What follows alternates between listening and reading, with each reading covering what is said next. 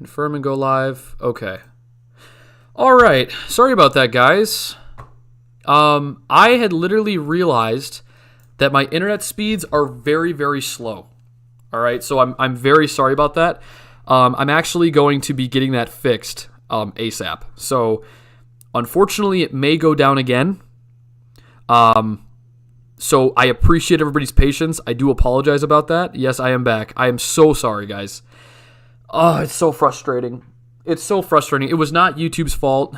Basically, I have Xfinity internet, and it's just so slow. And as soon as I saw chat saying like it's buffering, I instantly knew that it was my internet. So I will be addressing that in the coming days. I do deeply apologize about that. If I need to, I'll just put out a video tomorrow about Kansas. Not like what Direct Weather does in the main channel, but just sort of just taking some soundings and things like that, going a little bit more in depth. I do apologize, guys. I am so sorry about that. If it buffers again, please let me know. Honestly, it was frustrating. I could have sworn that you guys heard me cuss on stream. I think you didn't. But if you did, I am very sorry. It was just very, very frustrating. Hey, what's going on, Tyler? Oh, Rose, what's going on? How's it going? Hey, it's all good. I got Xfinity 2. It absolutely sucks. Yeah, I just got to up my bandwidth and speed. It's so low. It's like dial-up level. So, I mean, and it was as soon as my mom went on her laptop, like the minute you throw on another device and you're already pulling bandwidth from streaming and the TV's on, it's done. No problem, it happens. Yep, sounds good. Oops, let me turn my sound down here. Okay, very good. Also, let me make sure Discord is not in the way. All right, there we go. Okay, and so again, sorry about that. So where did we leave off? What's going on, Ashton? Welcome back. Me got Spectrum. Hey, Brendan, what's up, Phantom? How's it going? What's going on, guys? So where we left off is we were talking about the shear, and there we go. Now it's loading in. So here's sort of that very weak boundary, and that's where we'll start to see storm development right on the nose of that. But like I said, the shear from 0 to... Oh, this is helicity. Hold on. No, that's shear. Sorry, this is shear. About 40 to 45 knots. So, I mean, it's not bad, but you want this higher. I mean, this is not the strongest shear I've ever seen by any means. Let's now go to helicity. Hopefully that loads in. If not, there we go. And you're actually going to see that the helicity values are, they're okay. They're right around, for the most part, like 250. You want these above 250 out ahead of the front for there to be, upscale tornado development. We don't really see that right now. We see them later on, but that's when the front's already moved through. So, it's not anything to write home about. Remember, helicity, guys, for those of you who don't know, it is measuring the corkscrew updraft motion of an air parcel with height. So that turning that we talk about, that motion as it goes higher up in the atmosphere in the way of updrafts, not very strong. If we look at the updraft helicity tracks, this is what a lot of people use to sort of correlate with tornado development. These also are not very strong. Like what we saw, for example, in Dixie Alley, you want these to be like yellow and red, anywhere above like 70, 80 and up. In this case, we don't really see that. We just see relatively weak tracks. So again, tornado parameters, not really elevated whatsoever. They're actually, wait a minute. That area does, but I believe it's very capped later on. So there is a very short window for these storms to form. And let me see if I can actually show that. I'm going to go to Pivotal real quick just to give you guys an idea of what the cap inversion looks like. Because like I've been saying, these storms that we already see on radar scope moving through Minnesota and even portions of Nebraska and South Dakota, they're in an area where they're only going to last for probably about an hour and then literally just be done. They updated the slight risk. Oh, did they really? Let's take a look. And they have. Oh my goodness, look how small that is. Let's go ahead and look at the latest here. Still less than 2% for tornadoes, understandable. But we also still have a 15 for hail and wind. Gosh, they made that even smaller. Oh my goodness. That is so tiny. All right. So let's see. Latest water vapor imagery shows an upper level low over the Pacific Northwest with west to southwest mid-level flow over much of the north-central U.S. A subtle shortwave trough is located over western parts of the upper Mississippi Valley. At the surface, a cold front is located from central Minnesota southwestward into north-central Nebraska. Lower to mid-50 dew points. This is contributing to moderate instability with mixed layer CAPE in the 12 to 2,000 range. Actually a little higher than expected.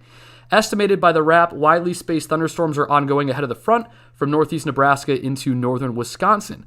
Along this corridor suggests that moderate deep layer shear is present with the 0 to 6 kilometer shear, which we just looked at, ranging from near 50 knots in northern Wisconsin to about 30 in northeast Nebraska. Some cells could become organized in this environment, and isolated supercells will be possible. The stronger rotating storms could produce large hail and wind damage. However, any severe threat is expected to remain isolated. So they've sort of hinted at rotating thunderstorms. That's because we know we're starting to talk about supercells. What's going on, Xeno Wolf? How's it going? What's going on, Lucas?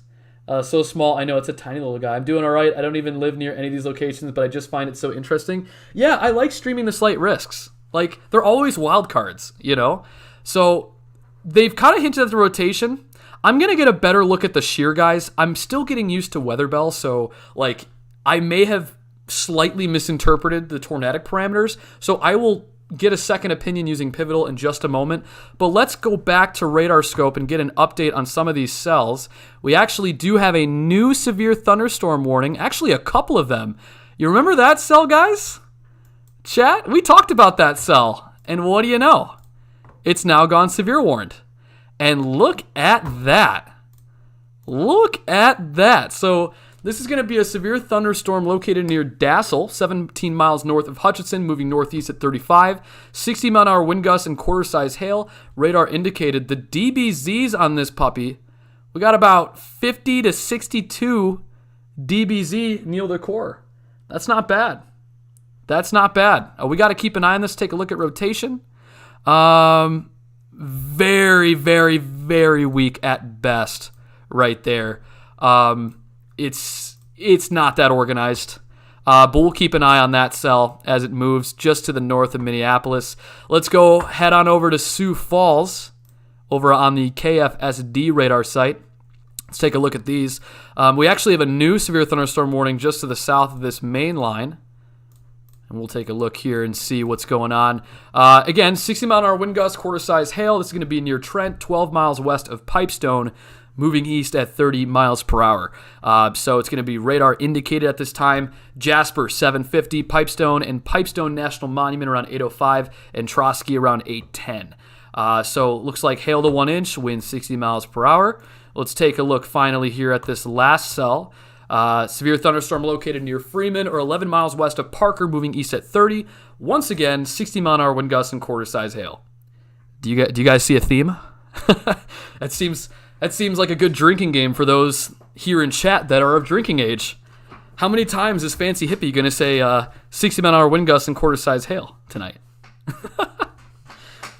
And I say Fancy Hippie because that's actually my original Discord name, so for those that are confused as to why I called myself a Fancy Hippie, that's why. So sorry about that. Well, any bad weather for any part of Texas? Let's take a look at Texas that originally had a marginal risk in the Panhandle. I want to see if there's any initiation, and there's not. Looks like it's pretty clear here, right in the Amarillo vicinity. I'll real quickly take a look at KLBB. Yeah, no issues there. It looks like the main threat's going to be well to your north in Minnesota, South Dakota, and even into portions of what would be extreme northwestern Iowa. It has a pixel of 70 dBZs on the cell you're looking at. Oh, this one? Let's see. Probably. That one is 60. Oh, yeah, 70. Look at that. Not bad. Oh, let's take a look at rotation, too, before I forget. Let's see. Yeah, again, very, very weak. Very weak rotation, if you guys can see it. Oh, my gosh, it's so tiny. That thing is a tiny little gate-to-gate. These are not tour possible by any means, just hail and wind. But, yeah, So that should be still the main threat tonight. But so let's take a look at the pivotal weather side of things, because as I promised, as advertised, I wanted to see what the latest is on the HRRR in the way of shear, as well as helicity. A lot of those parameters that have to do with tornadic development. We're also going to take a look at cap inversion. The capping in many of these areas, so remember, it's a warm layer that's basically trapped aloft. That prevents thunderstorms from going more and more upscale. It basically can even weaken storms that have already formed. So that's going to be sort of a good area to start. So let's take a look at SIN, as I like to call it. Great stream, bro. Thank you so much, Adrian. Thank you so much.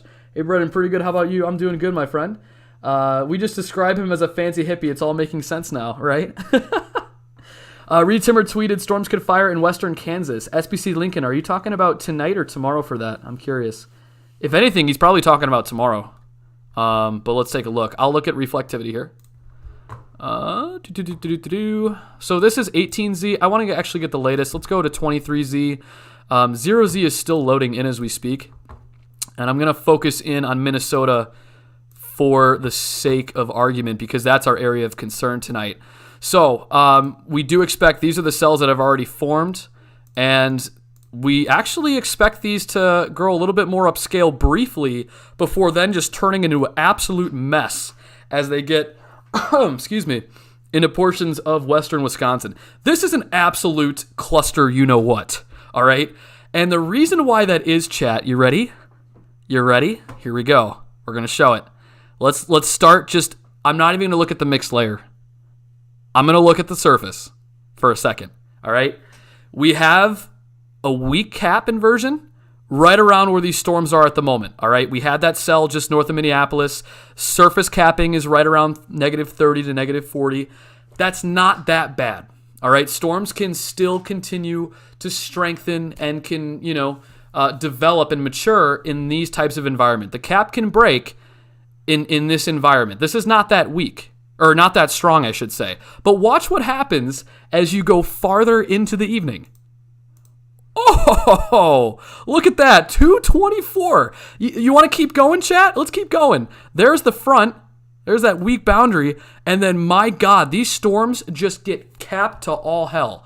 I mean, they are ripped to shreds. So if you are in Minneapolis or points east, you may have that cell move into your area, but we're talking about like literally a couple hour window.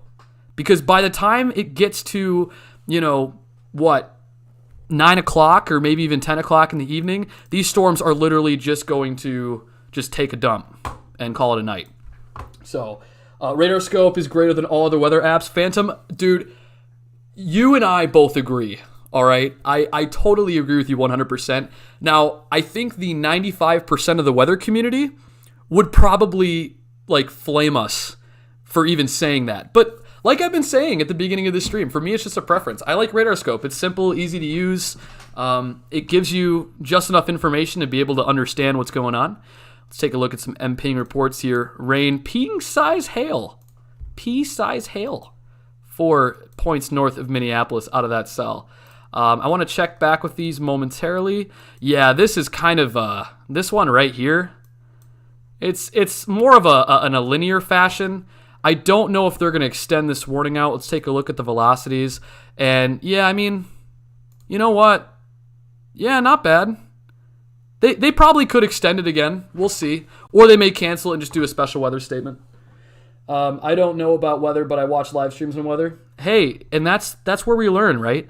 There's a lot of things that I don't even know about severe weather still. But thankfully, I'm a part of a great weather community that networks with other people, and I've learned a lot that way. And I'm going to college for it right now. I go to NIU for meteorology. So there's still plenty of things that I need to learn. There's a lot of things I still need to learn. I'm not perfect whatsoever. I do my best. I also want to check back with this Minneapolis cell. It's actually pretty good as far as DBZs. It looks like it's sort of weakened a little bit, but still very very well structured. Look at that. That is a very heavy precipitable core just in this southern portion of that cell. We'll have to keep an eye on that. These could grow a little bit more upscale in the way of hail, That's going to be the main storyline for tonight. Any gate-to-gate velocities? Not really. These storms are not structured very well for to rotate. SolidWorks greater than all other CAD programs? Yes, sir. Yes, sir. Will you do streams next year? Absolutely. Yeah, I will be. I'm going to be doing streams, like I said, Monday, Tuesday, Wednesday, if my internet cooperates, which either way, we're going to power through it, right, chat? And then, let's see, Thursday, Friday, I don't have anything planned. If there is any significant severe weather that comes up for Thursday and Friday out of the blue, then you could probably expect Ashton and I to do a big live stream on the main channel, but it's all depending on how things shape up. So, Monday, Tuesday, Wednesday, you can catch it here on DW2. And then Saturday, we'll be doing the charity stream. Sunday should be the first ever super fast forecast upload. All of that, you're not going to want to miss. All right, so we are caught up to date on these cells. We are caught up to date. So, so far, not too bad. They have initiated, all right? Again, as we talked about, if I'll go back here a second, not a lot of capping. There's an area of, clearing in the way of a cap erosion. But like I said before, watch this map, guys. Look how that cap, as soon as these storms race eastward, they just get torn apart by that cap inversion as it strengthens into the nighttime hours. Let's also take a look at lapse rates. That's something important to note. They are high. Look at that, guys. 9.3. Whew. That is a pretty damn good lapse rate if I haven't seen one. And that's for Minnesota. We're not talking about Kansas or Nebraska. I mean, well, yeah, we are talking about Nebraska, but Minnesota, 9.2, 9.3, that's very, very steep. So when I say that hail is definitely a discussion and a main threat for tonight, I'm not kidding. With those lapse rates, yeah.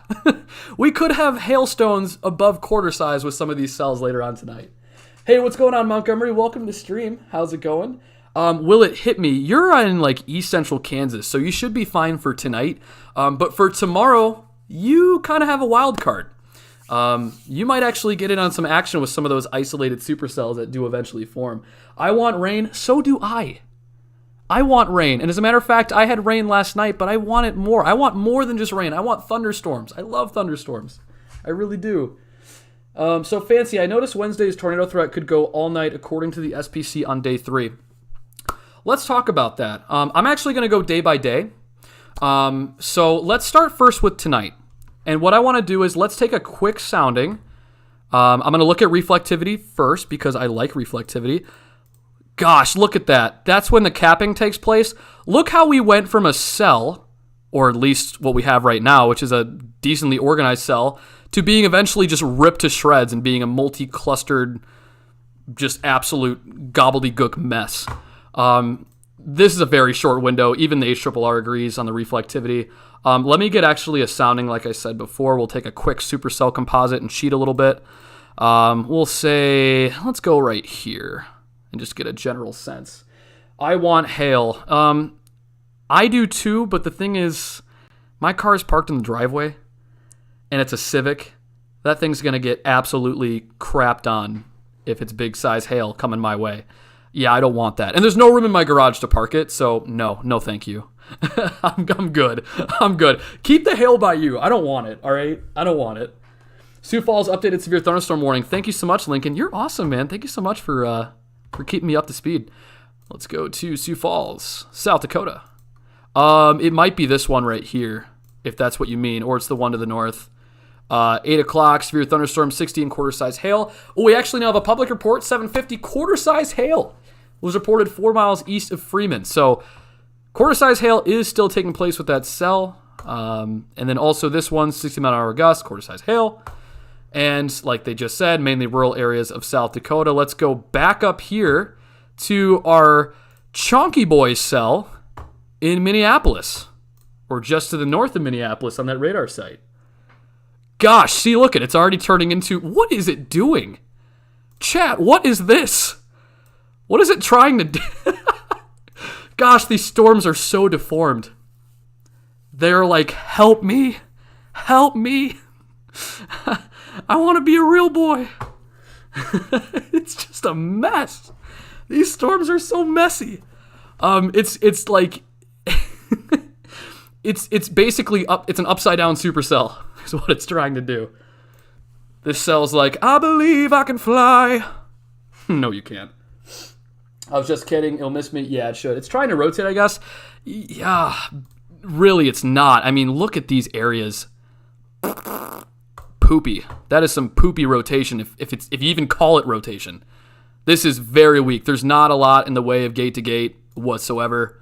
I mean, look at this. Yeah, that's nothing. We should be okay. Real quickly, just a status check on the DBZs. I'm sorry, chat, I'm getting distracted when there's storms. Radar scope becomes like my addiction. 63 DBZ. So, still maintaining itself quite a bit. We also have some cells just to the southwest. And this isn't a bad spot of the radar. We'll keep an eye on that. That may go severe warned, but it's really hard to tell because it's so de-aliased. So maybe once it gets close to the radar site, maybe the Weather Service Minneapolis will probably pull the trigger, I guess. But we'll see. I got to get a better sense of what's going on there. Oh, yeah, the luxury addiction Civic. Oh, yeah. 2004 Honda Civic. Oh, it's so luxury. Yeah, definitely. It's got a whole bunch of dog hair in the back. That's kind of the bonus that comes with the car. When you buy it, you get a whole bunch of dog hair just all over the back seats. That's exactly why I don't qualify to be an Uber driver, because my car is like a hoarder paradise. Nobody would even fit in the back, and I just refuse to clean it. Rotation is a noob. What's going on, Cloud Watcher? I mean, for tonight it is, yeah. Rotation's kind of crappy. And that's to be expected. Let's go back to KFSD one last time. Ooh, that one's trying to go. Oh, chat. Look at this baby cell. Look at that little inflow notch right there. Oh, see, it's trying to get its act together. How cute. Never question a storm, right? Not a lot in the way of rotation that I see. I mean, it's trying, guys. It's literally trying to get something together, but like I said, it looks like rotation, helicity is just not good tonight. Speaking of which, let's cover that real quick. Before I pull that up, though, if you guys have not subscribed to the stream or this channel, be sure to do so. Just hit the subscribe button. I'm going to be covering tonight's event up until 10 o'clock and maybe a little bit longer because we went down for a bit. I'll also be covering tomorrow's slate and Wednesday's slate. So you're going to want to be here 7 Central. Hit the subscribe button. Hit the notification button. So that way Brendan can give you a call. A little ring-a-ding-ding when the storms start to fire up. And that way you guys know. How awesome is that, right? I loved you guys to be here. Oh boy, there's some storms out there for sure. Direct weather, what's going on? What's going on, my friend? Welcome to the stream. Thanks so much for tuning in. How's it going? Yeah, see, we got some cells. We got some cells on the radar scope. But before I forget, let's take a look at some bulk shear. No, soundings. Sorry. I promise soundings. I must give you some soundings. Let's do it. Let's take a look. So, oh my goodness. So there's some contamination there. Very capped. Negative 409 is a very capped environment. Just taking the helicity and shear at face value like we talked about. For surface to 1, you want your helicity to be above 150, and it is. So not bad there. Now for surface to 3, it should be above 250, and it is. So not bad. So again, it's got to be above 150 from surface to 1. And then from surface to 3, we ideally want that above 250. So helicity is not a problem. The shear from the surface upwards into the 3 kilometer level, it's okay. It's not the best, but it's also not bad either. And if we look at our upper level wind shear, it's nothing really to write home about. It's, again, just like with our surface shear, our upper level shear it's okay. Our hodograph, it's meh. It's okay. These are not tornadic parameters by any means, but my goodness, look at these lapse rates right there. 7, 8, 9, 8. I mean, these are very, very steep lapse rates, which is what's allowing these storms to tower pretty high, like we talked about, even upwards of 43,000 feet. If we just go back a second, look at the echo tops. Look at that. We got 48,000 feet out of that cell. Even though it's a little bit old, 48,000 feet. Your voice is different? Yes, I am not Ashton, chat. My name is Brendan. I actually help Ashton with major severe weather outbreak live streams. You probably saw me on the first Dixie Alley event, and you probably heard my beautiful voice on the Oklahoma, Texas Panhandle event, moderate, that happened like last month. So I am not Ashton. My name is Brendan, and I own the DW2 channel. So don't worry, it's not a scam. I am who I am. It's totally fine. I subscribe my other account. Thank you so much for the subscribes, guys. By the way, I will actually be putting up notifications for when we do get new subscribers. I did not set that up on Streamlabs tonight, but I should have that up by tomorrow just to kind of get it going and be able to see who's new subscribers and who's not. So I will get to that. Let's see. They canceled the severe warning near Sioux Falls. Let's take a look. Looks like they probably did. I think that was the one. Oh, it's this one? Yeah. I'm not surprised because, honestly, look at these velocities. Or the wind speeds. I mean, that's kind of weak. Especially at that angle, 54. They probably have like a special weather statement for those. Maybe. So if you're in these areas, just out ahead of the line, if I can actually pull my pen up, there we go. Out ahead of that line, you guys could probably still see some pretty decent wind gusts, but it is below severe limits right now at the moment. I'll even take a look here at the liquid. There still is an area of heavy precipitation. It might try to get its act together again, so we'll keep an eye because it is going into a more favorable environment, although again, still, trying to cap off in the next hour or so. Besides that, there's some pretty good conditions, so we'll see if that storm tries to recycle itself before then being just, like I said, ripped to shreds. I subscribed on the channel at 50 subs. Thank you so much, Lincoln. I appreciate that. Thank you. It's not like I have 3 YouTube accounts. Supercell, I'm going to look so good tonight.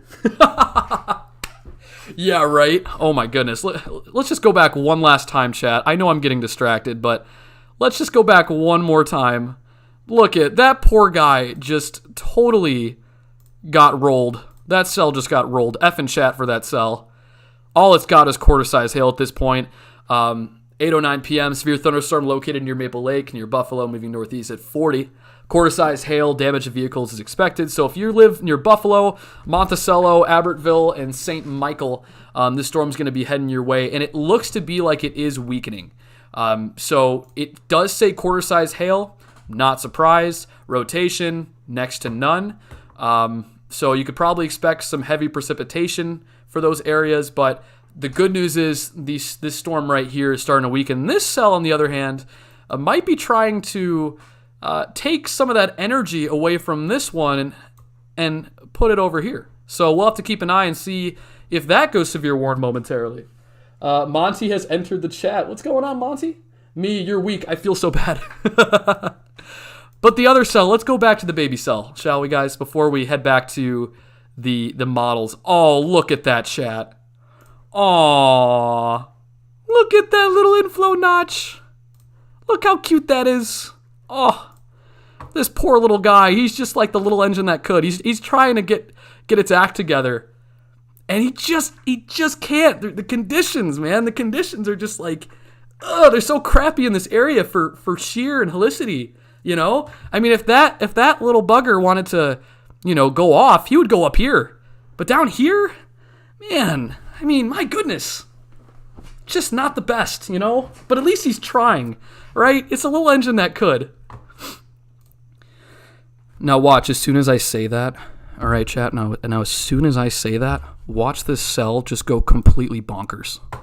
I feel like cells, this might be very spiritual, but I do feel that cells are listening. Like, if I tell them that they're weak, I feel like they get into like that Rocky Balboa mindset, and they're like, you know what? Hold my beer. So, hey, let me not question Mother Nature. You never know, right? You never know in meteorology. Sometimes things can hit the fan when you least expect it. That is one puny area of rotation. Fancy. Watch it drops a cold air funnel. At night, they would have to tornado warn it if it touched the ground. Yeah, they would actually have to. Aw, it needs a silencer. Love your vids. Thanks so much, Cooper. I appreciate it. Thank you so much. Welcome to the stream. Yeah, look at, aw, so adorable. It's so cute. We'll keep an eye on it. Latest warning on... Oh, it expired, chat! Chat! It expired! No! It just took a dump. It's done. Oh, it was so fun while it lasted, and it just totally just took a dump. Oh, well. Oh, well. You know, that's what you get with these slight risk events. If there's something positive, it's you can have a little fun. You know, moderate and high risks, those are usually some pretty serious events where, like, oh, I don't know, people's houses get obliterated. Not very funny. Not very funny. Just be very clear about that. Okay, so we got so distracted. We got so distracted with Baby Cell that I was supposed to take a freaking sounding. And I kind of did. But now I just totally didn't. Let's go to the 0Z at this point. Let's take a look and see what we got. Oh, a little bit of an uptrend here. Let's take a look. Let's see what the soundings are here in southwestern Minneapolis, or Minnesota, I should say. Oh my goodness, look at that cap inversion. Chat, look at this. Oh my god. Oh my goodness, that Hodo is just sad. And the helicity, it's lower from surface to 1. Our surface shear, you know, at the higher levels, it's okay. It's pretty good. Maybe not bad, but 18, kind of gross. Lapse rates are bonkers. So, I mean, hey, if this was like June and we didn't have much of a cap inversion at this time of the year, yeah, we would not be talking about a slight risk. We'd be talking about some big chonkers moving through. Not baby cells. No, big chonkers. It's so hot for me right now. My fridge is messed up. Hello, what's going on, Man Smith? Welcome to the stream. My fridge is fine. Mine is good, but I hope yours gets better. I hope it gets better like that baby cell that totally just like took a dump over Nebraska. By the way, chat, before I forget about baby cell, let's just go back one more time. Let's just go back one more time. Can we just get a very quick, I need everybody in chat to do this.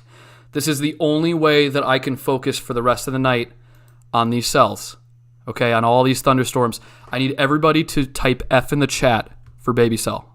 Okay, this little guy right here. See that? It tried to get going like we talked about. And now it's just sad. It's just so sad. We need an F in the chat, guys. I need Fs in the chat right now for baby cell over Parker. Fs in chat. And those better not be lowercase f's. I want to see capital freaking Fs for Parker. Fs in chat for this cell. I got to see it. There's no way that I can continue unless if I see everybody just, you know, just paying their respect to this cell. There we go. Oh, there we go. Whew. You guys are amazing. Oh, okay, now I can move on. I can move on. Oh my goodness, look at the Fs. Look at the Fs in chat. Oh, my poor mods. My poor mods are like, why did I sign up to do this? Why is Fancy? Why is Direct Weather 2 making us do this in chat? Why is he making us do a seance? All right, I'm done. I appreciate it, guys. All right, rest in peace, baby cell. Okay. Back to Tuesday, or I should say Monday. Tomorrow's Tuesday. Again, we should expect these cells to sort of, I guess, continue for another hour, but as we see on the HRRR, it looks like the cap inversion is actually happening a bit earlier, which means that these storms are going to weaken. Yeah, I mean, 267, gosh, that's gross. I mean, we'll take a look at, we'll give some love to eastern Minneapolis. We do have a marginal tornado sounding. The cap is actually a little bit weaker here, but it's still really damn strong. Lapse rates are still the storyline for tonight. Shear is okay. Helicity is okay. It's nothing to write home about. I was actually looking for some of these cells to rotate, but so far they really haven't. So, you know, that's some good news. That's great news. We'll look here at hour 4 on the HRRR. And yeah, my God, look at that cap. I mean, look at these lines. When you're seeing these dashed lines, that's just the sounding and the skew T basically telling you, good God, this cap is strong. And that hodograph. what is it doing? I don't even know what it's doing at this point. It's trying to do like a SpongeBob loop-de-loop and pole, and your shoes are looking cool up in the mid-levels of the atmosphere. Pretty garbage. Okay. So that's tonight. All right. And we'll take a look here at 500 as a last kind of note. You actually had some wind energy aloft, sort of being separated from this main trough up to the north. You're not going to be able to see it on the regional map, but there actually is an occluded low in portions of Manitoba and central Saskatchewan. Actually, no, this would just be Manitoba. So mostly there's a low that's in central Manitoba, and that frontal boundary sort of extends downward. It's a very weak frontal boundary. This is not something to write home about. That wind energy was basically separated from the main trough, and that's what's allowing for initiation to take place. There is not a lot of forcing aloft. I mean, we're talking about 42, 43 knot winds at the mid-levels of our jet stream. That's not really that good. We'll just look here at 850 for a second. This is closer to the surface of their 850 millibar. And you'll see it increases. It increases as we get later into the evening, but that's when our cap basically strengthens. So that does us no good. Even though the strong winds are at the surface, that's terrible because our cap is so dang strong. Does anyone think Western New York will have a tornado? Oh, not anytime soon. Bro, you're freaking hilarious. This is the best weather stream I've ever watched, and it's informative. Who can complain? Yes, I won't be as jokative during Dixie Alley events or when there's really large outbreaks. I'm not going to be very funny. It's going to be a lot more serious. But I try to find a balance between both, to be quite honest. Is there any snow? Ashton? Not that I see. What's happening in Omaha tomorrow? Will you have a stream? Because I'm in the marginal and hoping for some storms. Man Smith, I will be streaming. Absolutely. I'll be streaming tomorrow's Slight Risk, and you'll actually see it right here. We do have a marginal for Nebraska, even into portions of west central Iowa. And again, the main threat is going to be Kansas. Look at that.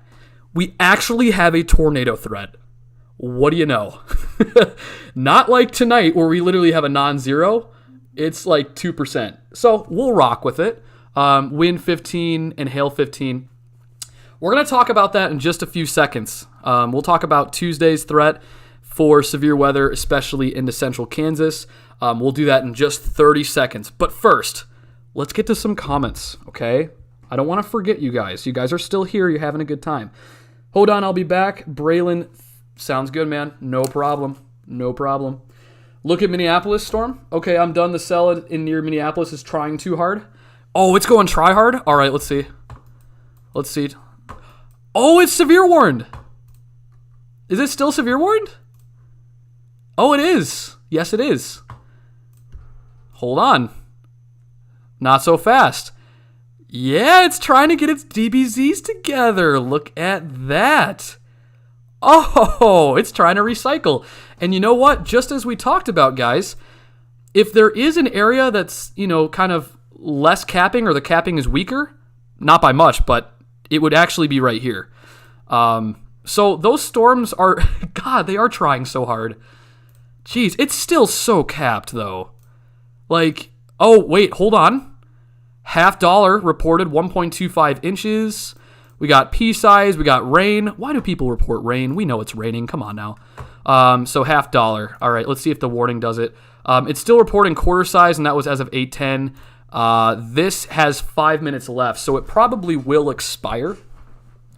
Or not, because as I just said, it looks like it's trying to become more linear while also getting some sort of inflow notch going as those winds towards the surface start to advect northward throughout the evening.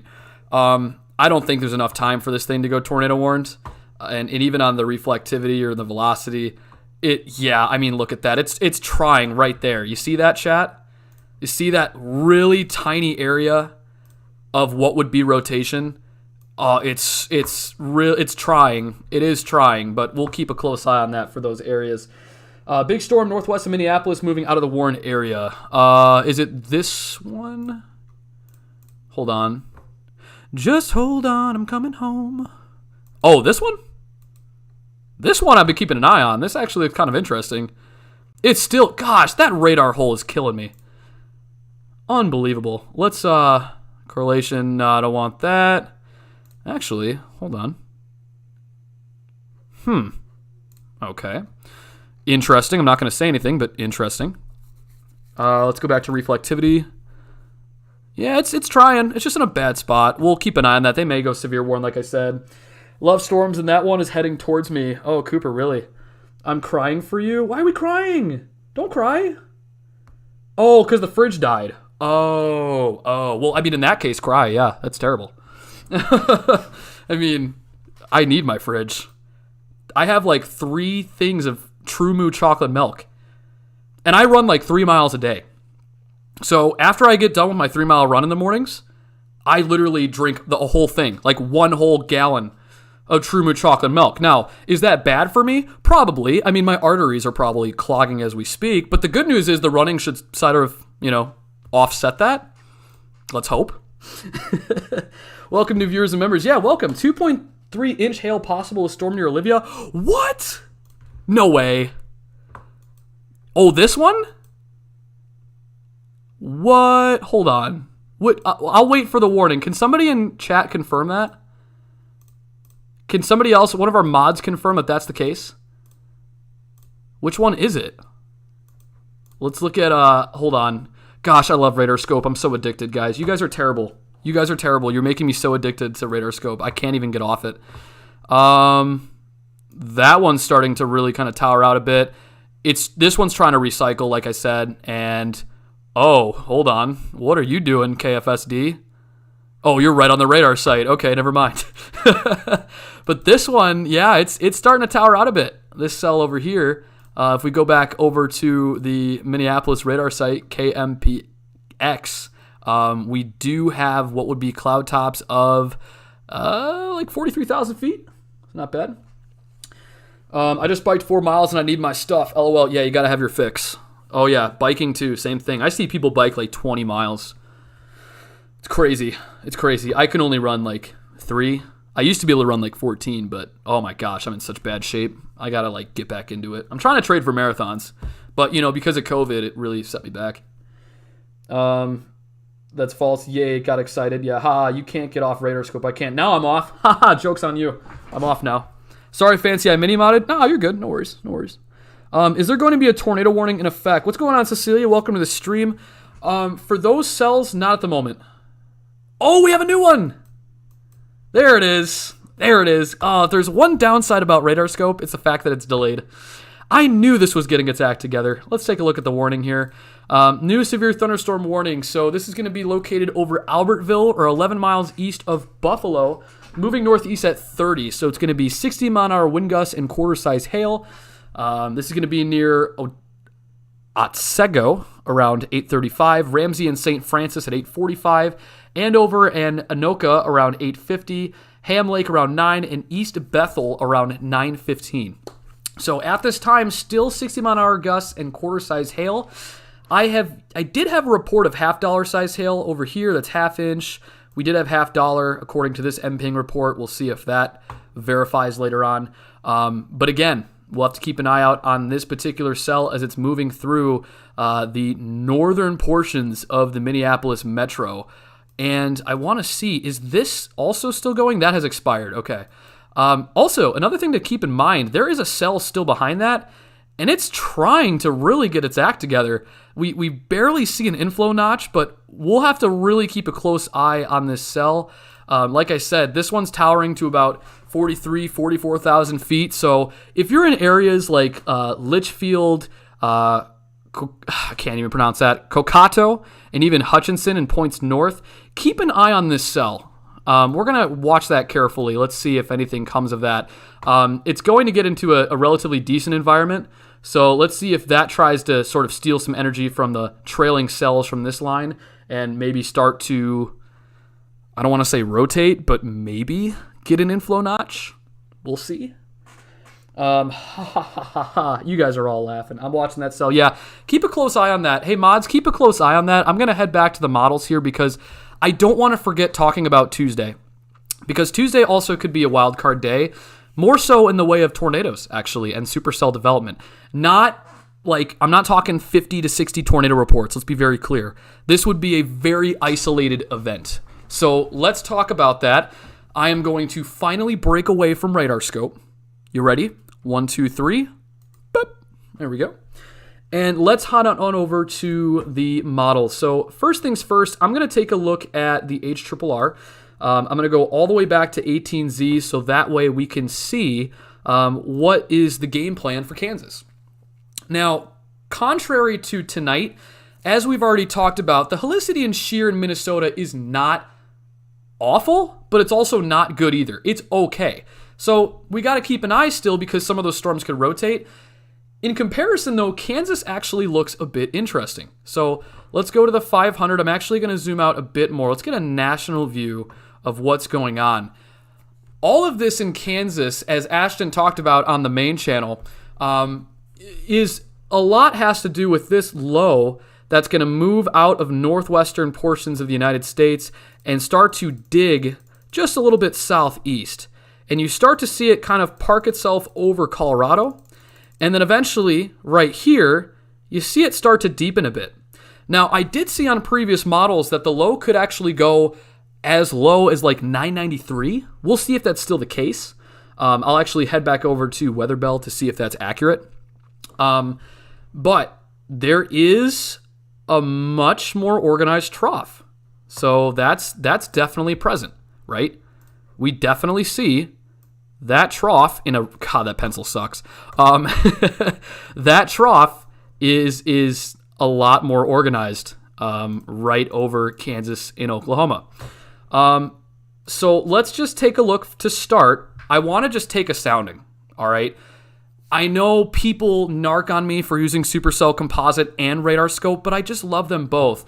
Supercell Composite is just a quick way to get a general sense as to what's going on with soundings. I like to use it.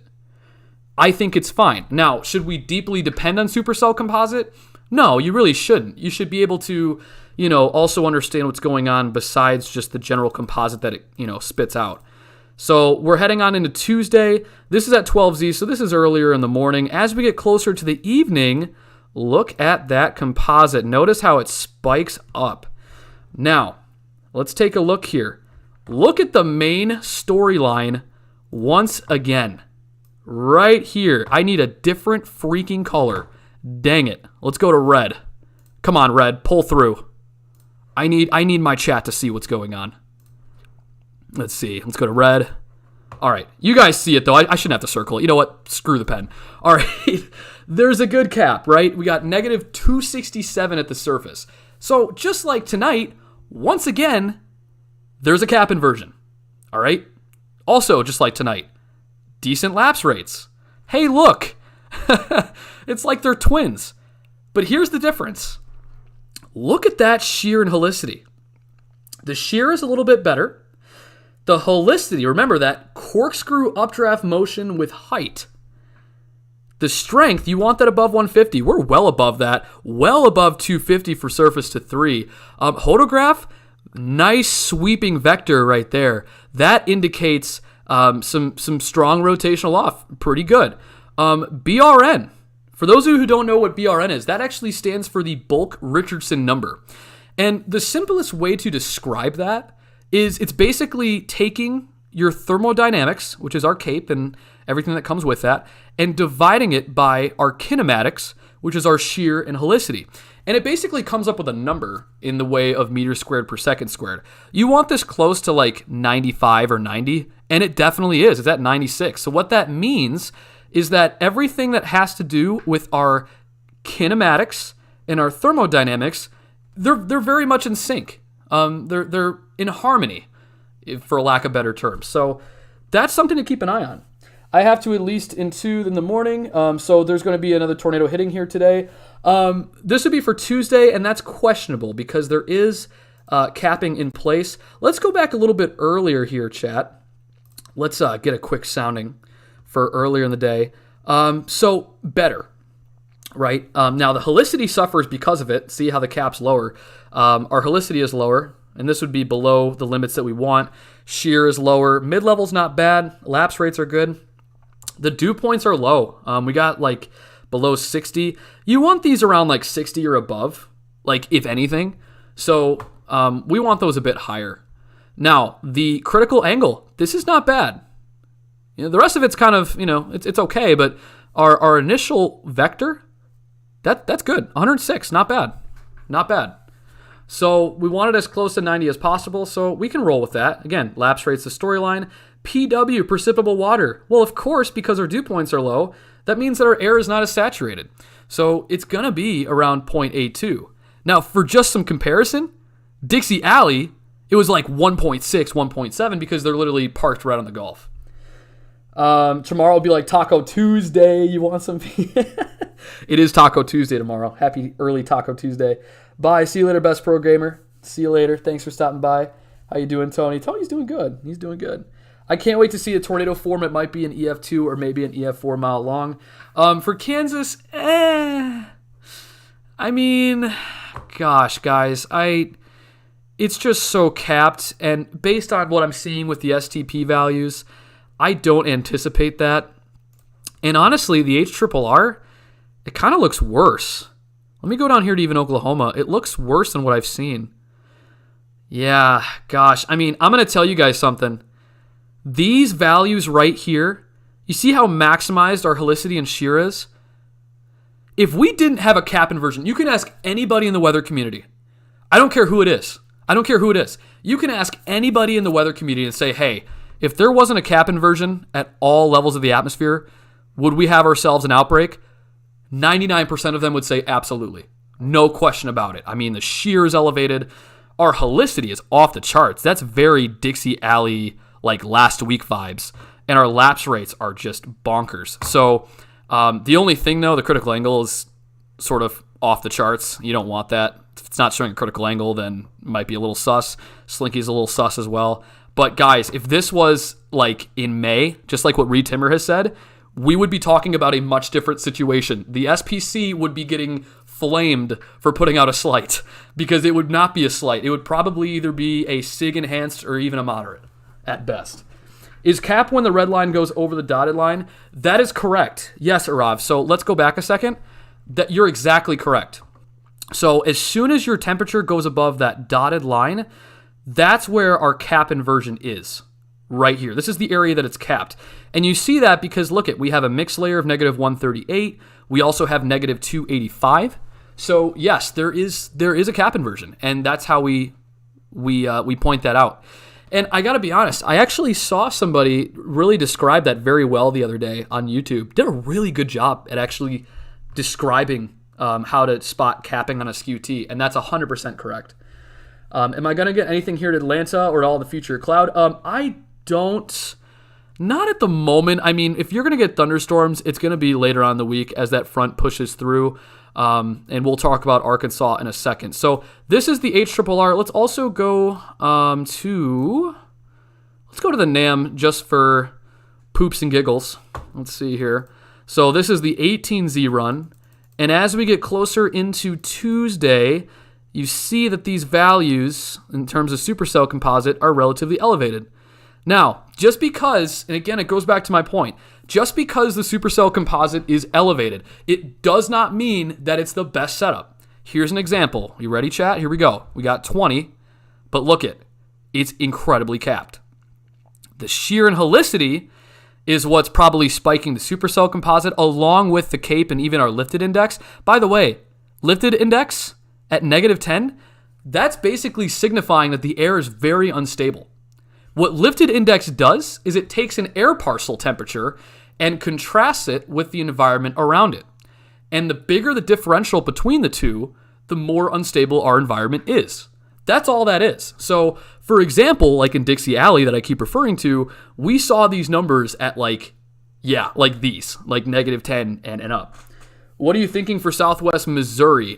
For tomorrow, honestly, we could take a look, and that's going to be for areas like Joplin. Your threat's not going to be till late in the night. If those storms do fire and they maintain themselves, it won't be till the nighttime. And honestly, I mean, you could have isolated severe. Look at that photograph. What an absolute mess that is. I mean, like I said, if you're in Joplin or if you were in Kansas in May or even portions of Oklahoma, we'd be talking about a much different situation with the severe weather. But as far as Southwest Missouri is concerned, I think you should be okay. these storms should not be, doing anything too crazy. Let me go to Weather Bell. Let's see here. By the way, I hope nothing crazy was on my search history there, chat. I'm reformed. I hope nothing crazy was there. I totally just went through it. I have no idea. I've not cleared my history. That's all I'm going to say. Fancy, could we see a strong tornado if somehow one cell were to break through the cap? Great question. For Kansas, if everything were to go right and that did happen, you could probably see a SIG tor, but that's the problem. It's a really strong cap, so the likelihood of that is pretty slim. But if those cells do form, that's something that we got to keep an eye out on. So, we'll monitor it tomorrow, and you guys want to be there. And be sure to subscribe if you haven't already, because then you'll get notifications as soon as I go live. I might run a little bit late. I do work, and I also go to school, so I'll do my best to get here right around 7 Central when those storms do fire. The good news is these storms actually are... They're going to be firing if they do at towards the evening and nighttime hours, so it'll be easier for us to track that way. Sorry, Tony. I'll check DMs in a second. Can you take a look at Meteor Aim's forecast severe weather? Cool, man. What's going on? Yes, I will. One moment. How about Southeast Missouri on Wednesday? Let's see. Southeast Missouri. Oh yeah, possibly. We'll get to Wednesday in just a moment. I just gotta check something here, Michael. Let me get to your question momentarily. I have a question for you. Is there going to be a hurricane producing? Not in the near future. I'll be honest, guys. I'm not the best at hurricanes. If you want hurricane forecast, Ashton is your go-to guy. He is your go-to guy. Let me see. Oh, Karen, thank you. I'm so sorry. You know what? Let's go ahead and actually check back in radar scope. I thought I had just avoided it, but you know what?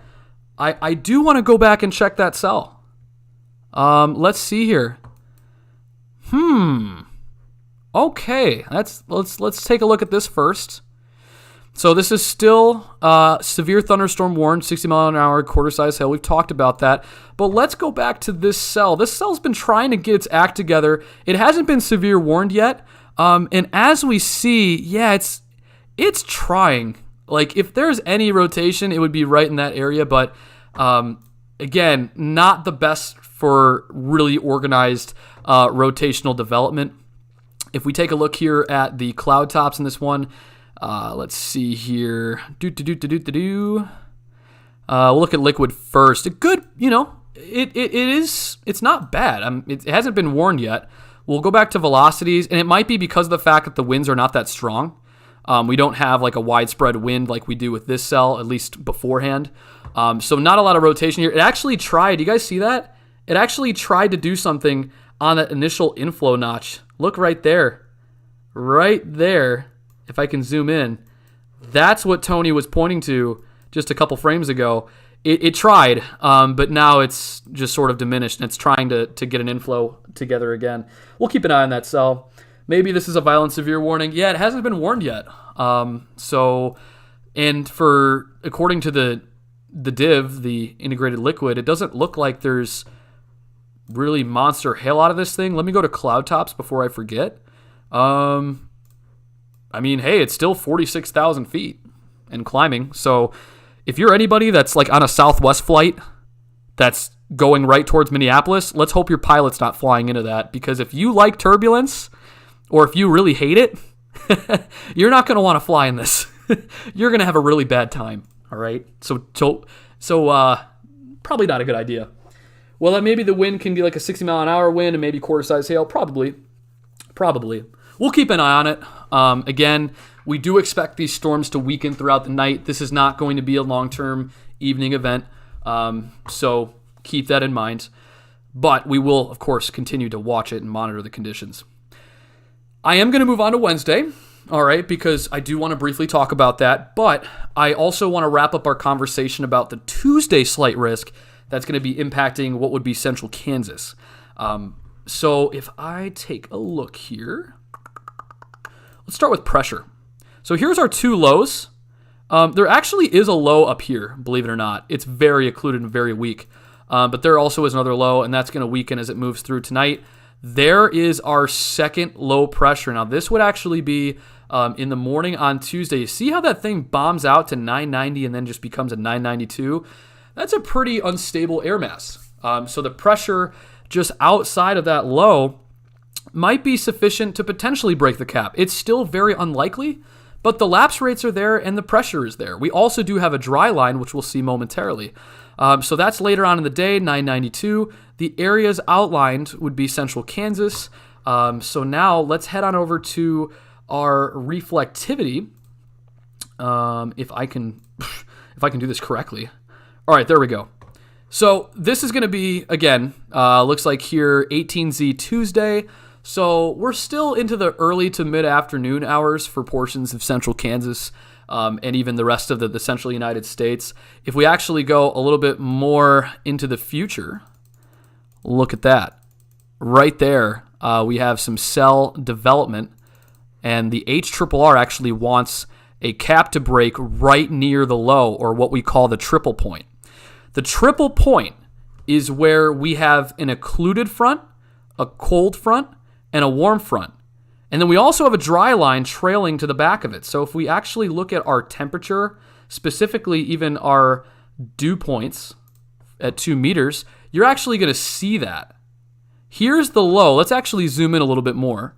So let's head on over to the great state of Kansas. If I know what letter it starts with, chat. There we go. So here is that front. You can see the low. It's right here. So the triple point sets up close to the low, which is where we're going to see our thunderstorm development later on in the day. This is early on in the afternoon, and if we go actually a little bit further in time, there's that really dry air off the mountains, and there actually is a dry line that's going to sweep out ahead of the cold front. You might not really be able to see it here, but you might be able to see it beforehand.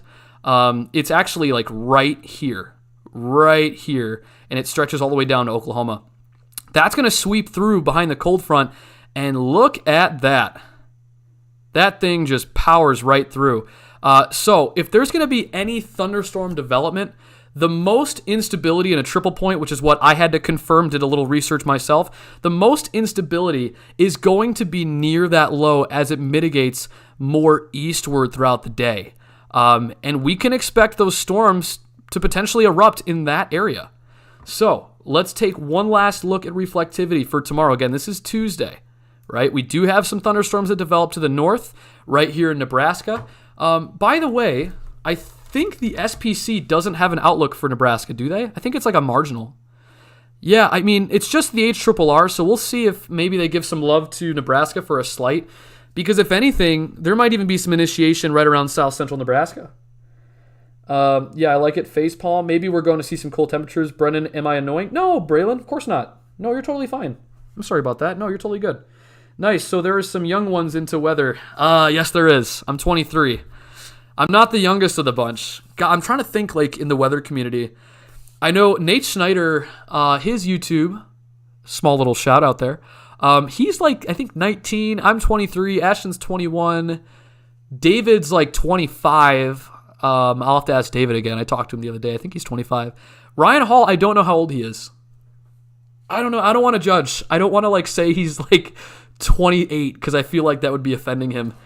Who knows? He might be younger than I think. But he's got experience with weather too. He's a guy that I enjoy watching. Of course, alongside Ashton. Ashton produces some damn good quality content. So speaking of that, if you haven't subscribed to the main channel, be sure to do so.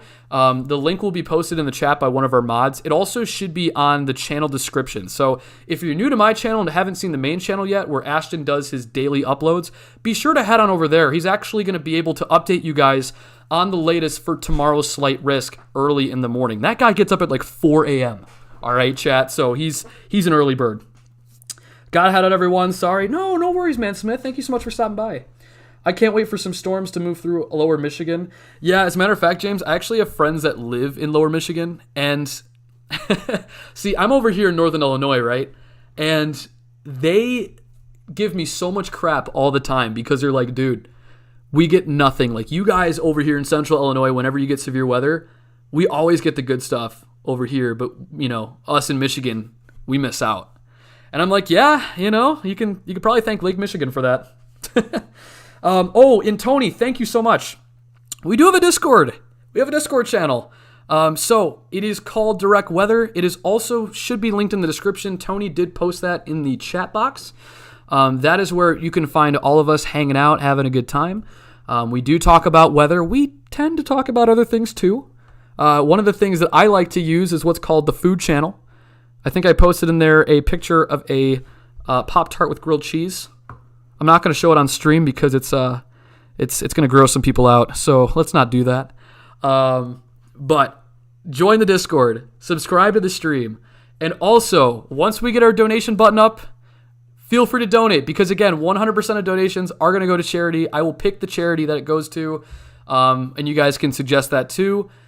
Before having a donation button, I will still be using Cash App as well as PayPal probably this week. Talk tomorrow. Sounds good, man. Smith. Thanks for stopping by. I appreciate it. I call myself annoying because I am. I mean, I'm kind of annoying too. This is the only time I talk a lot, so. Cooper, new warning. Really? Is it for this one? It is not. Hold on. Is this? Oh, this is Sioux Falls. Wait. Is this our... Hold on, chat. Hold on. Is this our baby cell? Did our baby cell, like, resurrect itself? Oh, my goodness. I can barely even see that. That is literally on the radar site. Oh, my goodness. All right, let's go to the severe thunderstorm warnings. Severe thunderstorm, this is going to be until 9:15 southeastern Minnehaha County, if I pronounce that correctly. Quarter-sized hail, severe thunderstorm was located over Sioux Falls. No dip, it's right on the radar site. When they say it's over Sioux Falls, it's literally over Sioux Falls. Trained weather spotters, quarter-sized hail was falling at the National Weather Service office, 2 miles north of Sioux Falls. Yeah, so hey, Chad, it's basically telling us you don't need the freaking radar. It's hailing. We just went outside, we stuck our hand out, and it's hailing. So this is going to be for areas like Rowena around 8:55, Brandon at 9 o'clock, Valley Springs and Palisades State Park around 9:05, Garrettson around 9:10, and then Sherman around 9:15. So if you're in these areas, be alert for quarter-size hail, even some heavy downpours. I mean, these storms have had a history of just producing some pretty decent downpours. Wind less than 50 miles per hour, and if we actually take a look here, it doesn't look too hot. It looks kind of sad. So, but as far as hail is concerned, I mean, we could probably get a decent look at it. And yeah, it's really hard to tell. I mean, usually for quarter size, we should see the precipitation core be a little bit more bright in the way of our color table. But because it's over the radar site, it's probably so de-aliased that it's a mess. Go to the Omaha radar. Oh, yeah, that's probably a good idea, right? Let's take a look. Probably a good idea. Still kind of tough. I mean, it's in a bad spot either way. I could try to go over here to KMPX. We can take a look at that, honestly. Yeah, it's so hard to tell. We'll have to wait a couple frames to get a better sense. But hey, if the weather service is saying it's quarter-size hail and it's right outside their office, I'm going to take their word for it. So, dude, I think that hail is going to be deadly. We'll see. LOL, weather service confirmed. Yeah. They're like, hey, guys, yeah, it's hailing. You might not see it on radar, but, dude, we literally one of our interns just ran out there, got some hail, brought it back in. It's hailing. So, not saying they did that, Chad. I'm only kidding. I have respect for the offices. I really do. Let's see. Well, I'm in a different area than you guys, so I'm good. Sounds good. The Western UP had severe weather tonight, which is rare this evening. This early in spring. Did they really? Oh, you know what? Because that's kind of on the nose of the trough, so I guess that kind of makes sense. I'm going to show some UP love real quick. That would have been earlier, like you said. Okay, it looks like it's fine for right now. Let's go back to KMPX real quickly. I promise, guys, I will talk about Wednesday. I promise. I know I'm getting so sidetracked. Please, chat, remind me to talk about Wednesday. All right, I kind of already talked about Tuesday. Not to the extent that I wanted, but you guys get the general sense as to what's going on. I will talk about Wednesday momentarily because that's something we definitely have to talk about. Back. What's going on, Braylon Edwards? Welcome back. Thank you so much for stopping by. Anyone watching the NCAA game? I am not. Who's winning? Can somebody tell me? Because I can't stream it. I would kind of get taken down. That's not good. That's no bueno. I don't want to do that. So can somebody just like chat me the score real quick? I didn't fill out a bracket this year, but I kind of want Baylor to beat Gonzaga. Gonzaga tends to choke in the finals, at least as of recently. So I kind of want Baylor to win. I always like my underdogs. I'm sorry, Gonzaga fans. I know you want an undefeated season, but I don't know. I kind of like the rooting for the underdogs always. Let's get a quick update on this severe thunderstorm. This is, remember, just north of the Minneapolis metro, and my goodness, it is an absolute mess. It is very disorganized. It was originally somewhat discreet, but now it's started to embed itself within a cluster of thunderstorms. The latest warning on this is 60-mile-an-hour wind gusts, quarter-size hail. If you're in the areas, again, Otseko, Ramsey and St. Francis, Andover and Anoka, Ham Lake, and East Bethel, be on the lookout for this storm. Again, 60-mile-an-hour wind gusts, hail. The good news is, like I said before, no rotation. These storms are really starting to become more and more disorganized as that cap starts to lift northward and really start to break these storms apart into a multi-clustered mess. This cell I've been keeping a close eye on. I think Tony is blowing up my TMs over this cell, so I will take a look. And it's still trying to get its act together, but it's just not in a good spot. I mean, there's the inflow. See, there's your warm air advection moving north, and here's the cold air wrapping around it. It's trying to do it, but it's in a very weak fashion. If I were to guess why, it's because this cold front that's over this way is pretty weak. It's not strong whatsoever. Even at the surface, that low is not very low. Baylor up? No way. Christopher, really? Really? Are they up 31-14? No way. Chat, verify that. It's a baby cell fancy. It's a little bit of a chonky boy, honestly. I mean, this thing is huge. That sounded so weird. Sorry.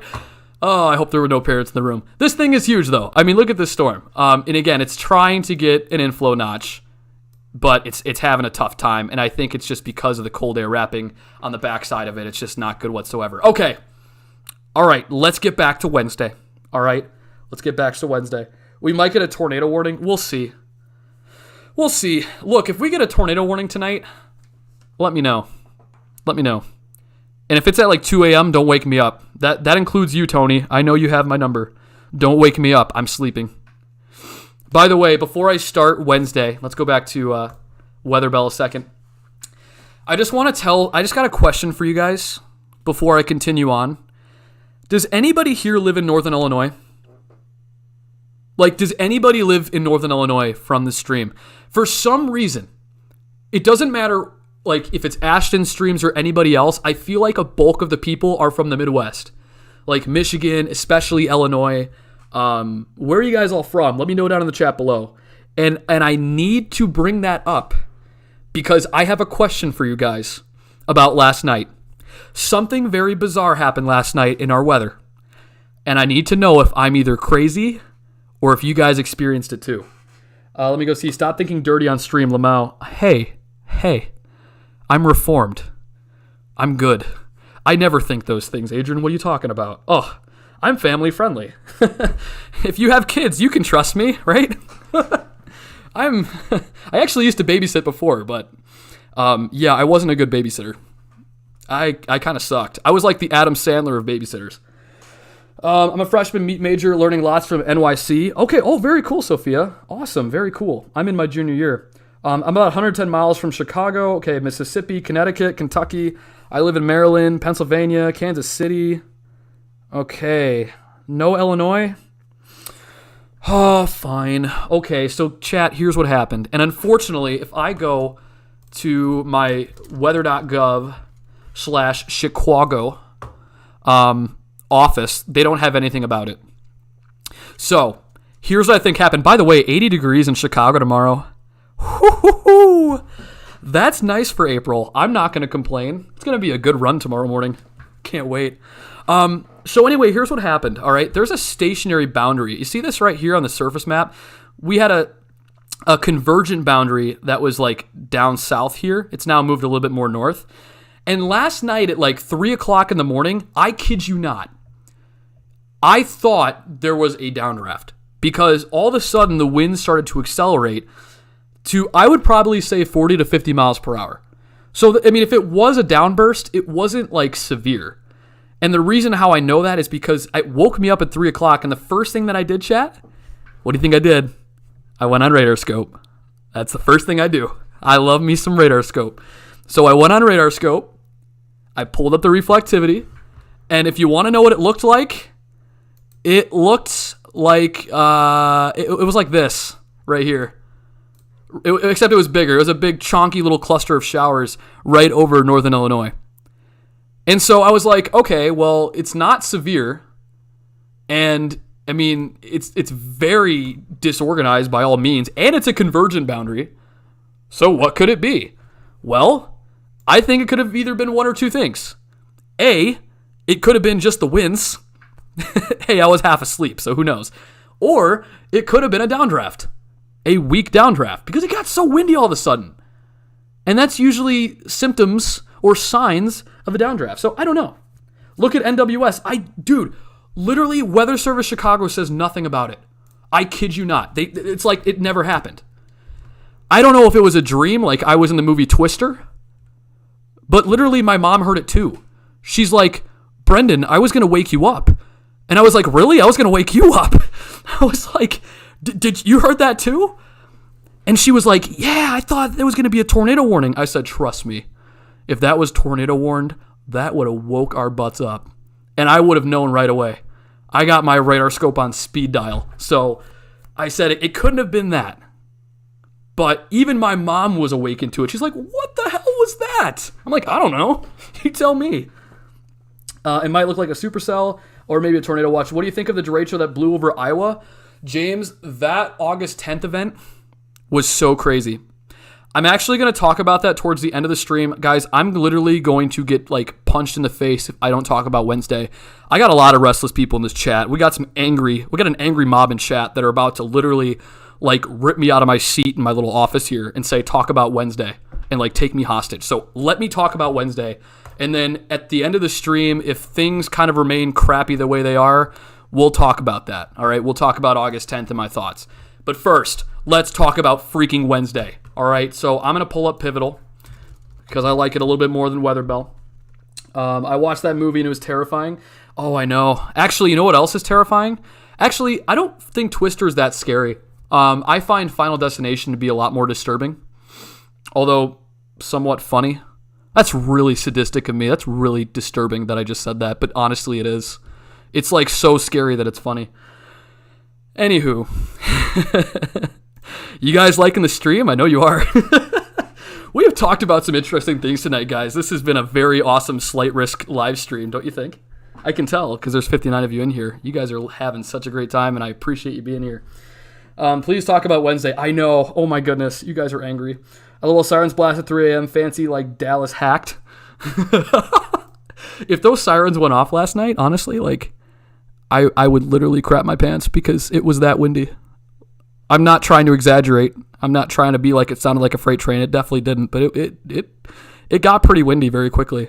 I might have to do my graduate thesis on April 4th or April 5th, the morning of, and try to dissect what the hell even happened. Anyhow, here we are at Wednesday, and as you see, again, we've been talking about this low that's going to move across what would be the Rockies and even into the plains, and that's going to be the southern plains. And this low is going to bomb out to about a 992, 993, before then increasing its pressure probably around like 994, 995. So we can expect that to happen. And with that comes the chance for severe weather. Look at that, guys. That trough is not bad. We're starting to see 66, 68 knots. Just for some comparison, I hate to bring up Dixie Alley, but it's always a good thing to compare. We did see, winds, of like 80, 90 plus. So in retrospect, these are still really good. I mean, you don't have it all the time where these mid-level winds are in the 60s and 70s, and let alone 90s. So this is very good. Let's get that straight. Supercell Composite, we're going to have to skip all the way across Kansas. We've already talked about this earlier on in the stream. Chicken Patty, what's going on? What's going on, JK Tyler? Tyler Burbank is frightening? No. Wednesday will be dry for me. Oh, yeah, you're in Maryland. That's right. I love the Eye of the Storm. That's a good one. I have an idea for a show topic for you. Maybe one night we can discuss some of the worst tornado events. James, I've actually been thinking about that. I plan on doing that either in an upload or a live stream. Chat, let me know down below if you want me to either do a live stream for that or a video. Let me know. I'll warn you, though, if I do an upload, my editing skills are going to be very crappy. Like, I am like a preschooler when it comes to editing. I'm so used to just streaming from a PlayStation on Twitch that I'm not used to that. So you guys will have to be patient. But if you want a live stream for that, I'll make it happen. You know I will. Hey, what's going on, EMA Golder? Thank you so much for tuning in. Really do appreciate it. Welcome to the stream. How are you doing? Ugh, let me take some water. Oh, man, my voice. You know what's interesting, guys? I lose my voice on the longest streams. Actually, no. I lose my voice on the shortest streams, but yet the longer streams, like, I can keep going. Ashton thinks I'm crazy. He's like, what? How does that happen? How does that happen? Anyhow, so this is a sounding right around Arkansas. Bro, he must have some synchrony. Yeah, yep. Gonzaga attempting a comeback to end the first half. Honestly, I do expect Gonzaga to come back. I really do. I think Baylor's going to choke, unfortunately. The underdogs tend to do that and let them back into the game. Coach in the second half is probably going to yell at the players and be like, get your you-know-what together and let's play some ball. The cell that passed Sioux Falls, a.k.a. Baby Cell Extended. What? You're kidding. You're kidding me. Oh, it has. All right. Real quick. Let's take a quick look at this sounding. We'll get back to Baby Cell chat. Guys, Baby Cell has been resurrected. It has been resurrected. It is a miracle. It is a post-Easter miracle. The Baby Cell is back. We'll get back to it in a second. All right, so this is our sounding for Wednesday, and right off the bat, I mean, by the way, we're just taking a look at the NAM. This is not even the other models taken into consideration. This is just looking at one particular model. But right away, big difference. A big difference in the way of our parameters. Let's start first with the cap inversion. One of these things is not like the other. How about that? -8. That's perfectly fine. That's fine. That's actually good. You know, even if you have a little bit of some capping, hey, that's not bad. We can work with that. Storms can still blow right through it. Also, another thing that's different. We do have lower convective available potential energy. That might have to do with the fact that our temperatures and dew points are near an equilibrium, and that's close to the surface. Our lifted index, -5, that's perfectly good. That's within our average instability of severe weather events. That's good. We want that. If you want severe weather, lifted index is right where you want it. Precipitable water. Here's another difference. 1.68. What did we talk about earlier, chat, for those that have been around for a while? Man, Dixie Alley is saturated. It's saturated because, look, we're right on the Gulf. We are right on the Gulf. It's going to happen, right? It's going to happen. We're going to get much more saturated environment in comparison to what we see out here in the plains. It's just bound to happen. So let's go back to our sounding here. I may have picked a different one. It looks like we haven't. Lapse rates, surface to 3. We want this a little higher. I mean, it's at 5.7. It's not... Look, in my personal opinion, 5.7 is low, but we also do have lapse rates that are in the 7s or even near 7 at our higher elevations. So we could possibly work with that. That really shouldn't be like a big issue. Our STP on the other sounding was actually around a 5 and a 6, which is pretty decent. Also, look at our helicity. Helicity 249, we're above 150 for surface to 1, very good. We're also above 250 for our surface to 3. That's also very good. Our shear towards the surface and altitudes higher, you know, it's okay. That's been the main theme across all three of these slight risks. The shear towards the surface it's meh, you know, and our inflow is actually kind of good. Our upper level shear, better. 51, 48, 46. Our mid-level winds and our upper level winds are better as well that we just saw earlier in the stream. I know I'm going to get to the baby cell. Homie still hasn't talked about Wednesday. I am talking about Wednesday. I am. Don't worry. I'm here. I promise. I know the chat's probably a little bit delayed. Here we go. This is a better sounding. So helicity is 416, 466. So I do think that if we're going to talk about severe weather, and by the way, that hodograph, that is beautiful. That is a nice sweeping vector. That's telling us that there is rotation in the atmosphere. This is basically like if you took a weather balloon. I heard this from a YouTuber. I believe it was Nate, and actually is a very good example. If you take a weather balloon and you drop it, or you let it go, this is actually taking a pathing of that weather balloon with height. That's what it's doing. All right, so that's good. That's good in the way of tornadic development. Now, is this going to be a very severe event? Are we going to be talking about a tornado outbreak? Right now, it's, I don't want to go that far. I'm relatively conservative. I think there is a chance for a couple of tornadoes here. The conditions are much better and much more supportive of more upscale growth in comparison to, say, tonight and Tuesday. But I think that all hazards are possible. Hail, damaging winds, and even a few tornadoes are likely, especially for Arkansas.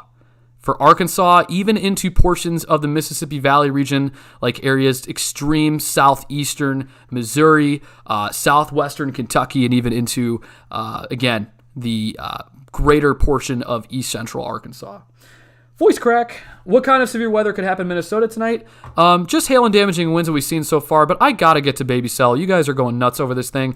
Oh, we got to talk about that too. That's trying to still do something, and it's still not warned yet. So we are going to go to that in a second, but look at the Baby Cell. The Baby Cell is back! Chat! You were so right. The Baby Cell is back. Oh my goodness. I don't like people getting hit by storms, but the Baby Cell, it has been resurrected. He has risen. No offense to anybody that's religious. I'm just saying it literally has risen. It is here.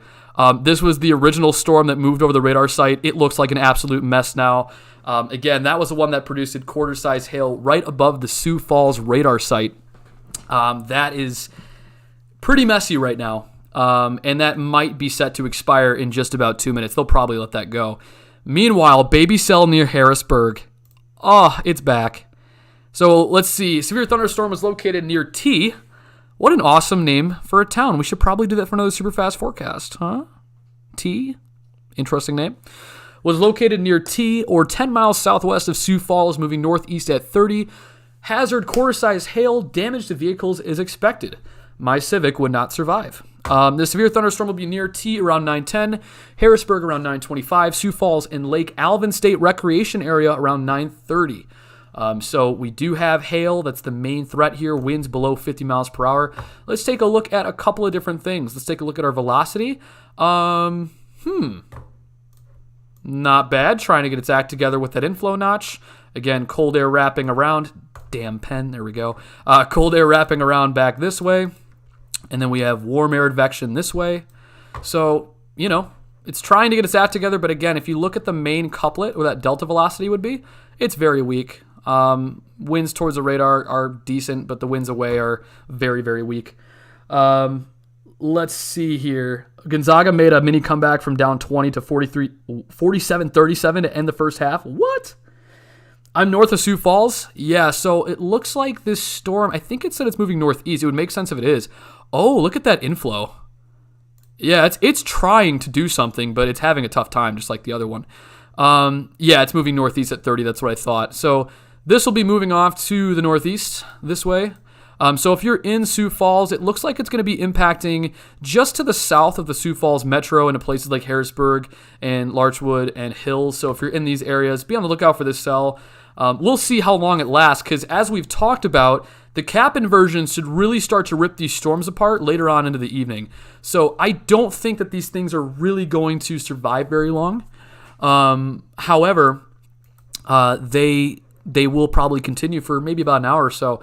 Let's also go back to the cell that I've actually been intrigued by in terms of its structure, which is this one right here. This, what is trying to be a discrete supercell near Acton, it has not been severe warned. The velocities, the hail core, hasn't really gotten its act together. Look, see right here, it's trying, it's still trying to do, not even there, more like right in here. It's trying to rotate, but it's having such a tough time, like we've talked about. This is not the best conditions for tornadic development, but there still is shear and helicity there, so we got to keep a close eye. With these slight risks, guys, you can never rule out a tornado. I know they didn't put out a 2%, but the SPC, when they say non-zero, that means it's not 2%, but it's not 0%. There's still anywhere between a 0 and a 2% chance for tornadoes within 25 miles of a point. So it's something we got to keep in mind. Will Garden City, Kansas get hit by severe weather tomorrow? Like we talked about earlier, and I've already sort of talked about Wednesday, so we got that kind of already checked off our list before I go over to central Kansas. But yeah, so for Wednesday, I actually expect a bulk of that severe weather to actually take place right up in here in this corridor, and even into portions of Nebraska. I think the big thing tonight, if you're somebody that likes to track the SPC outlooks, if the short-term guidance remains consistent into the evening and early model runs, this area is in a marginal, but expect them maybe getting upgraded to a slight. We'll see. Anywhere near like Grand Island, Kearney, and even points north of, say, Salina and Lincoln. So it's going to be a very small corridor. You'll have to remind me where Garden City is. Oh, there it is. It's right over here. So the storms themselves, they should actually be located over here, a bulk of them. Now, that's not to say that you couldn't have thunderstorm development along that dry line that's going to exist over here. You could have some thunderstorm development like over here possibly. But I think the bulk of the action is going to be closer to the triple point, and that low is going to sweep in this way.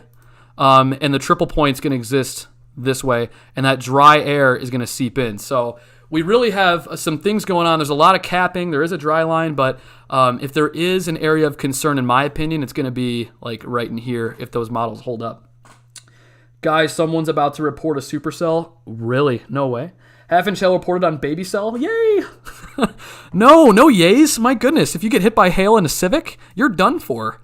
Those Civics are like death traps. I drive one, I should know. And by the way, in the winter, it's a mess. It's terrible. Terrible traction. Oh my goodness, look at all of these pings. Are you telling me there's a whole bunch of chasers on this storm right now? A whole bunch of spotters? I bet you all these spotters are like, yes, we finally have a storm. Yes. Like, everybody's like jumping on these reports. What do I see? Pea size. Yeah, dime size on the baby cell, like somebody just mentioned. My goodness. Fancy go back to baby cell DMs. Okay. I'm on baby cell. Except I don't have the radar up. My bad.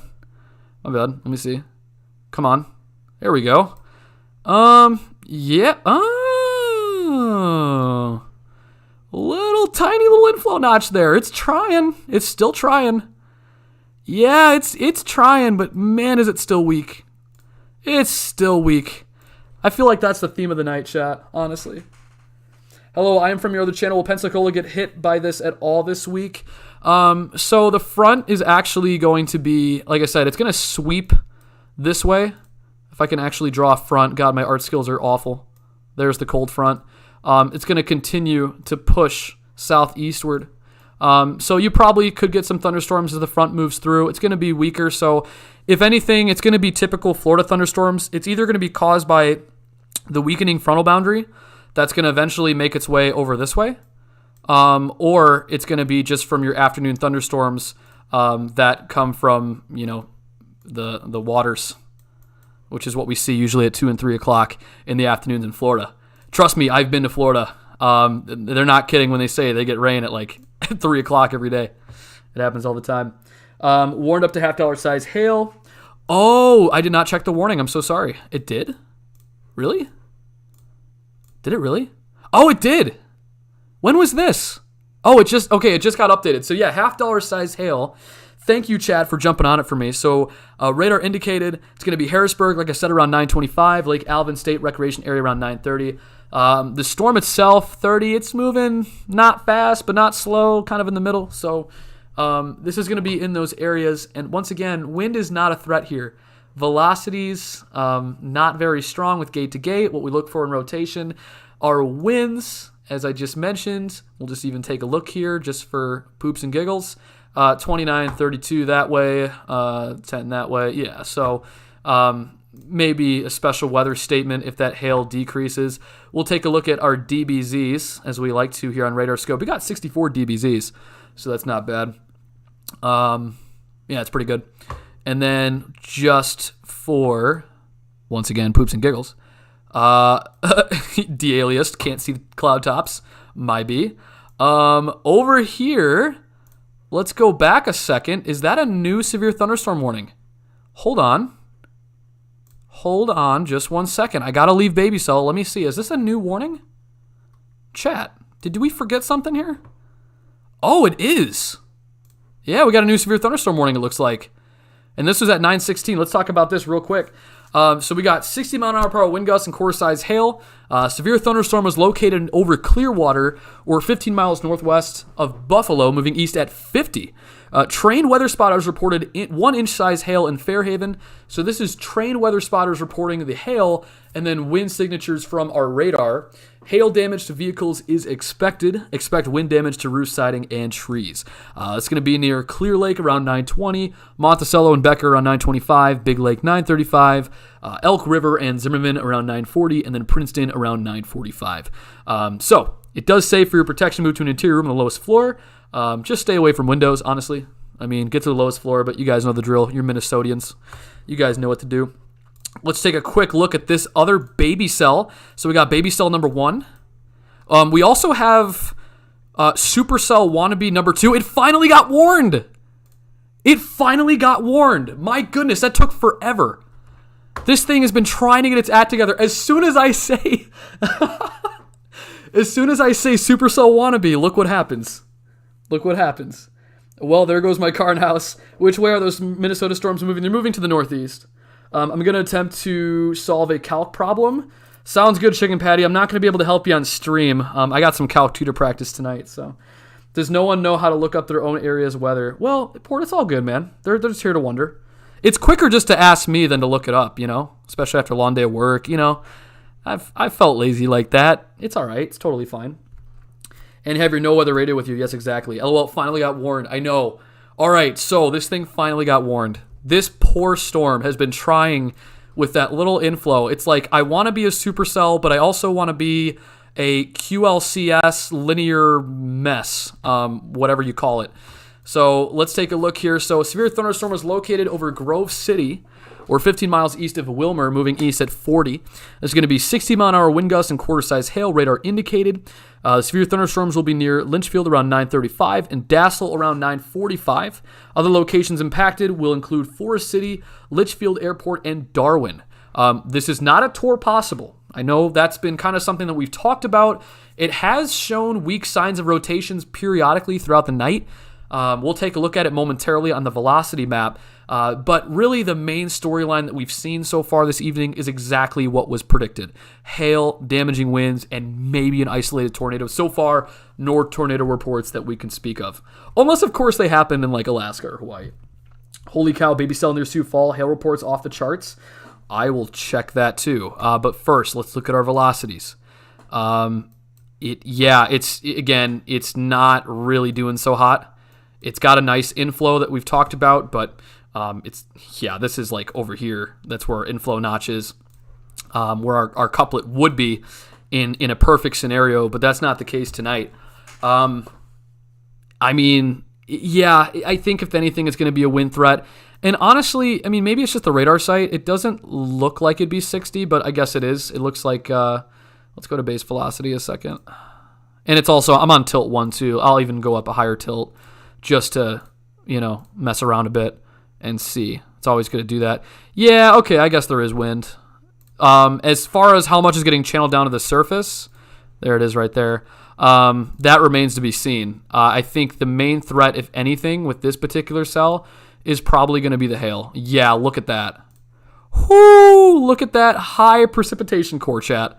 Oh my goodness. So let's keep an eye on that cell. Could produce anything higher than quarter size. We'll see. At the moment, it has not. Look at all those pings on baby cell. We'll get back to you in a moment.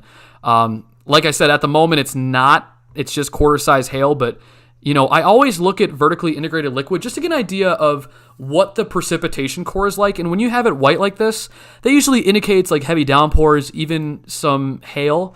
It doesn't always tell us the size, but it does tell us that the storm is in a pretty mature state right now. One last thing before we move back to baby cell, let's take a look at the enhanced echo tops. Still, we're talking about 45,000 feet. So it's a very healthy thunderstorm. These storms in this particular area we've seen throughout the night within that slight risk have broken the cap. However, as that cap inversion surges more north in the next hour or so, we really should start to see these storms along this area taper off. Okay, so now, let's go over to baby cell. Baby cell is in high demand, and if these cloud tops are true, I know this is on the Minnesota radar site, but that's 53,000. Let's head a little bit closer to the Sioux Falls. Sioux Falls is actually not a good radar to pick. Let's just confer with KABR and see if that's the case. And the answer is yes. Actually, I must say, it's also showing these storms towering a little bit higher. So anywhere between 45 to even 50,000 feet with these cells. Look at Sioux Falls. Look at that, 51, 52,000 feet. So these are some towering thunderstorms, and you can thank the lapse rates for that. There's very strong updrafts that are keeping these storms relatively precipitable and hail producers for the most part. So let's see here. Which radar do I want to use? Let's go back actually to KOAX. I think that's the one I used. Or was it K? No, let's go back to KMPX. No, not that one. No, KBR. There we go. Never mind, you happen to answer my last question. Okay, cool. Will Wednesday be like this? Wednesday will be a little bit more widespread and more organized than tonight. That's what I truly believe. We talked about that earlier, but yeah. Baby cell back to quarter size hail. Oh, really? Really? Let's take a look before I forget. I know I'm going like absolutely bonkers over baby cell. Yeah, so latest one, 922. Severe thunderstorm was located over Harrisburg near Sioux Falls. God, you guys at Sioux Falls, you guys are having a good time tonight, aren't you? Man, you guys are having a fun time in Sioux Falls. I mean, it is impacting different parts of Sioux Falls, but wow, that's awesome, okay? The good news is it's not anything beyond quarter-size hail. Why is there a hail report in Lincoln, Nebraska? I don't know. We'll take a look at it in a minute. I can't even talk. I'm so excited. Oh, I need some water too. I'll just throw the warning up, chat. You guys can read, right? All right, there we go. I think my chat totally just crapped out. Hold on. Oh, there's my stream. Okay. Oh, did I get a thumbnail? Oh, Ashton gave me a thumbnail oh, that's awesome. Very cool. I just realized, guys, I got a thumbnail. I think Ashton did that for me. Thank you, Ashton. I really appreciate it. That's a much better looking thumbnail. Are they dropping it? It doesn't look like they are, but you guys might be ahead of the 8-ball with that.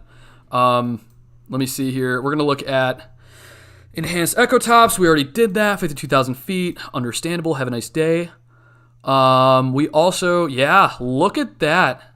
Again, just like with the other one, we got a high precipitation core that could be signaling some hail there. Latest pings. This was at 921. We also have dime size. This is over here, probably from the earlier storm. Softball size hail in Lincoln, Nebraska. Okay, there's a troll. Yeah, probably not. Probably not. I doubt it. You said Lincoln? Oh, yeah, there actually is. What? Wait, what? Is there even a cell? Oh, yeah, that's definitely a troll. That literally, somebody out there is trolling the ping reports. Nope, there is no softball hail. Okay, good. I was going to say, I was like, what? What did I miss? Let's see, fancy DMs or that we can read. Is there that is a very brave of you to think that we are able to read. Oh, no, hey, I don't doubt that. You guys are very, very readable people, okay? I don't doubt that at all. Baby cell warning got extended? It did? It did? Come on, reload. Reload. Come on, get these M-pings out of here. Get these M-pings out of here. Hold on, chat. These are annoying me now. I'm done with you, M-pings. You know what? Where are you? There we go. Take those off for a second. It did get extended. It got extended. This baby cell. This is why we stream the Slight Risk, ladies and gentlemen. These have to be the most entertaining live streams that I do. Because baby cells and everything, they just like, beautiful. Just absolutely beautiful. Of course, not beautiful for those that are like driving in it, by the way. Not good at all. You don't want to do that. But anyway, let's get to this warning here. 927, severe thunderstorm was located near Lake Alvin State Recreation Area, 7 miles southeast of Sioux Falls. Hey, look, there's Sioux Falls again. Hi, Sioux Falls. How you doing tonight? Moving northeast at 30 miles per hour. Quarter-size hail.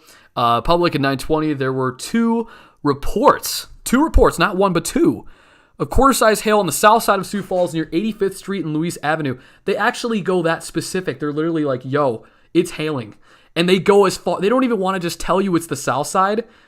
Like, whoever reported that is like, bro, I'm out here on the south side, 85th and Louise. Like, they want to rep their area. Like, dude, core size right here. That's pretty awesome. I've never seen it go that specific before. Severe thunderstorm will be near Rowena around 9:40, Larchwood around 9:45, Valley Springs around 9:50. So hail, 1 inch. Wind is going to be less than 50. No tour possible out of these. That's great news. That's what we like to see. Baby Cell is cooperating with us tonight. We like to see it. Sioux Falls. Again, if you are in Sioux Falls, you're having a fun time tonight. Everything's going good. You're probably sitting on your porch watching these storms, or hopefully taking shelter. But knowing many Midwesterners, they don't go to their basements, unfortunately, for these storms. They instead just go outside and watch them like I do. So you're getting double trouble tonight. That earlier one right here, if you just saw, just got expired. So keep that in mind. 2 reports of quarter-size hail. Yep, exactly. Baby Cell warning till 10. Guys, I'm going to be up until this Baby Cell gets canceled. I told myself I was going to stream until 10 o'clock. But to be honest, guys, Baby Cell's been very entertaining tonight. We've had 2 really entertaining and interesting cells. This cell's kind of meh. This cell is trying to do something, and it finally got warned in the process. And then Baby Cell, we've seen this thing recycle twice in an area. By the way, a lot of people talk about outlooks. I just dropped my water bottle. I'm so excited. Let's go to the SPC. This area, marginal. So let that be a lesson to everybody, okay? Just because you're in a marginal doesn't mean you don't get severe weather. It's just talking about the risk. You can still get severe weather. Look at South Dakota. You guys have been getting some severe weather tonight. They're inside the cell at that point. LOL. Yeah, exactly. What day do you think will be the worst, Tuesday or Wednesday? What's going on, Mass Dog? So honestly, in terms of like the better chance for severe weather, I would definitely say Wednesday. So Wednesday, we'll keep an eye on that. We'll see if I was talking with Ashton earlier today. They may upgrade that to an enhanced, or they might just keep it at a slight. I don't know yet. I mean, I'm curious to know what they do with the tornadic parameters, whether they go 2% or 5%. If it were me, I would probably say, like, in a perfect world, it's probably going to be a 5% tour. I just don't see it going any higher. And that's not to knock anybody that disagrees with me. Again, just my opinion. But I mean, guys, I don't want to overhype something that may not live up to the hype. Okay, I want to be realistic with these forecasts. So I think there definitely is a chance for all hazards possible. Few tornadoes, damaging winds, and hail being those threats. Let's get back to chat here. Why is it called Baby Cell? We just slapped a name on it, and that's what we called it. I mean, it's Sonic. It's really, by any means, it's not a meteorology term. Like, honestly, it's literally just me throwing a name on it and calling it a day. I've heard that, by the way, friends of mine actually used to call those cells baby cells, because they're cells that just try to get going, but that's not like a meteorological terminology. Gotta go to bed. Good night, Brock. Good night. See you tomorrow. Hopefully you're around. If not, that's totally fine, but we may see you tomorrow. So have a good night's sleep, and thank you for stopping by. Let's get back here. Is he reading YouTube chat? Yes, I am. I'm right here, my friend. What's going on, Nuclear Brawny? I see you. Yeah, I try to get the chat as much as possible, guys. Apologize. Hook on Supercell. Let's take a look at reflectivity. Yeah. Oh, gosh, guys. This thing is really trying. And so is this one, too, actually. Let's take a look at the latest warnings here. This was just about 10 minutes ago. Severe thunderstorm located over Becker, 15 miles north of Buffalo, 50 miles per hour, moving east, 60-mile-an-hour wind gusts, and quarter-size hail, trained weather spotters. So I don't think that really has changed. That's remained relatively the same. This one's, again, trying to establish an inflow notch, and it's having a tough time doing that. So there also is a line over here, too. Excuse me, that's trying to form. Here's the severe thunderstorm warning. Latest here. Oh, that's still old. So still 60 mile an hour gusts and quarter size hail for those towns listed below. You are real good at reading YouTube comments. Great job. I try. You know what's funny, Aiden? I love these small streams. Honestly, I really do. I love these streams because I actually can read chat. Like, I'm not trying to flex at all, but when we're streaming on the main channel and we're talking about like large severe weather events, like what we saw, like down here in Dixie Alley last week, when we have like 1,000 people on the stream, it literally takes it takes so much work to be able to track all of those storms while also having to read chat. Like it's terrible. It's terrible. So I like this a lot better. Whenever I get a chance to do smaller streams, I absolutely love it because it's much easier to read chat. Some people don't like it because like many people are conscientious of views. The way I look at it is I've experienced both 1,000 viewers and I've experienced 50 viewers and 60 and even 200. And all of them have their pros and cons in terms of like the viewership. But I think having these small streams are really good breaks from like really hectic, crazy streams. I have no complaints, honestly. Like, honest to God, guys, I'm glad that you guys are all here and we're having a chill time. I've seen an EF4 and a slight risk fancy. Anything's possible. Tyler, you're absolutely correct. You are absolutely correct. No question about it. Again, when we talk about risk, all right, when we talk about risk, we are really looking at, percent chances of things happening. We're not talking about them not happening, if that makes sense. I mean, what I'm saying is, look at Georgia, for example, right? Look at Georgia, near noon in Georgia, which we'll talk to Dominic on Saturday. That place had some significant tornadoes. It had a significant EF4, and they were in a slight risk, by the way. So there you go. There you go. After what Gonzaga did to UCLA, Baylor is a team I want to win. I totally agree. Baylor all the way. Oh, of course. I have no clue Zag and Baylor were playing right now. What's going on, Goop? Welcome to the stream. Yeah, they are. They're playing. They are playing. I'll check ESPN, guys. I'm curious. Actually, chat, can you tell me the score one more time, please? Tell me the score. I won't check on stream. I promise you that. I will not check. Let me go to YouTube real quick. Actually, I want to check something here. Severe weather coverage. Okay, cool. By the way, shouts out to Ashton again. Thank you for making that thumbnail. I really do appreciate it. That was so last second. My other one was complete garbage. So thank you for doing that. I got to run fancy. Tony, sounds good, man. Thanks for moderating. I really do appreciate it. You're awesome. I'll talk to you later on. Small localized storm streams are better in my opinion. Dude, I honestly enjoy them. Oh, by the way, that warning, as we just saw, did get canceled. The capping inversion, we're starting to see these storms really get just crapped on. Baby Cell is still going. We'll go to that in just a second. But yeah, I really do. I mean, again, when we're talking about moderate and high risks, it's crazy. It's so hectic. It doesn't matter what stream you're watching. It really doesn't. I mean, streams are always more like popular in views when they're like larger severe weather events. But these, like, because I like weather, honestly, I even told Ashton, I'm like, bro, I'm going to stream these slight risks. Like, because they're always fun to track. You get some pretty weird thunderstorm development and you never know what to expect. It's not like the moderate risk where you kind of anticipate what the modes of weather will be. In this case, we had a cap inversion, right? Kind of surging northward. And because of that, it's different. There's different dynamics in play that will change the way these storms form and how they form within that sector, which was right here and still continues to be right there. So just to recap, 2 severe thunderstorm warnings. That one just north of the Minneapolis metro has been canceled. So that area is in the clear for now. Those storms are really starting to weaken. Meanwhile, the one over Litchfield, if we actually take a look here at the DBZs, 65 DBZs, not bad. Not bad. This is actually pretty strong.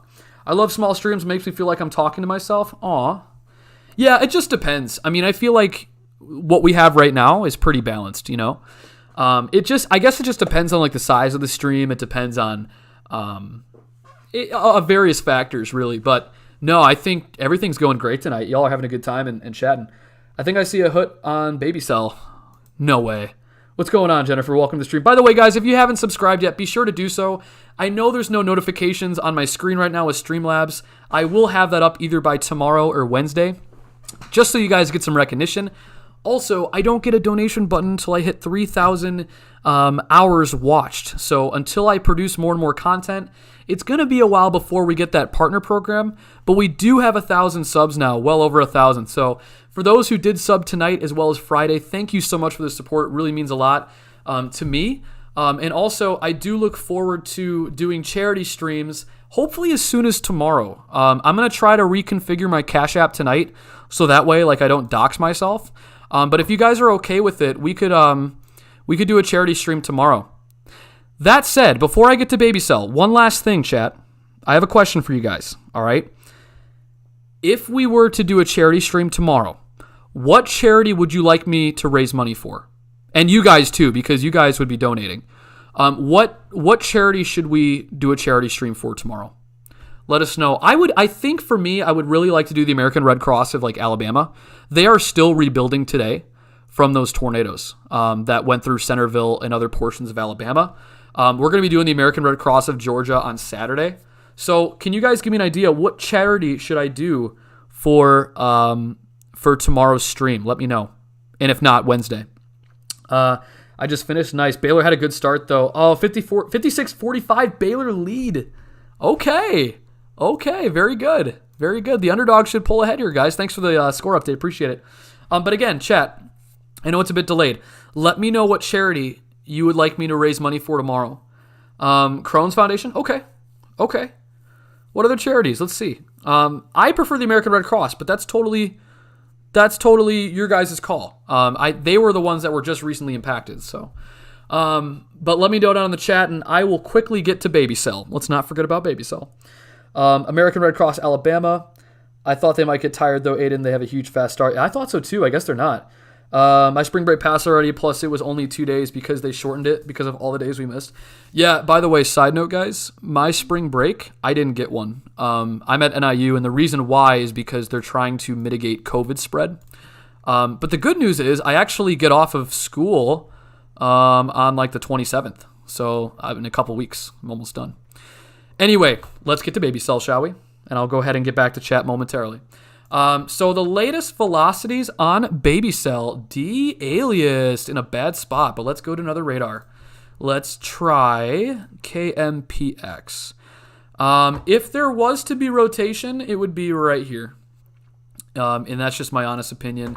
It's too close to call right now. I couldn't really say either way. Let me try a different radar site. Let's go over to KOAX. And let's see here. Yeah, KFSD. It's just in such a bad spot. Inflow, not really there. I'm not seeing rotation on my end. Let's go over to CC to see if there's anything there. And, yeah, hard to tell. I doubt that there is, though, I'll be honest, guys. And the cloud tops. We'll have to go over to the other radar here to see a better indication of cloud tops. Actually, so it's still around 50,000. We'll confer that with the Minneapolis radar site. Yeah, so we're still talking about 51,000 feet. Again, do not fly a plane through that. Not smart. Not smart at all. It's the reason why we have air traffic controllers like Tony. He's a very good air traffic controller for those of you who don't know. And he would even tell you, no bueno. Don't do that. I'm really saddened for what I saw in Centerville. I hope they rebuild strong. Yeah, exactly. And look, guys, I'm all for making money off YouTube. I'm all for that. A lot of people do it on here. More power to them. Many people, this is their livelihood. For me, I really don't know what to expect with YouTube, and I'm kind of just going with whatever happens.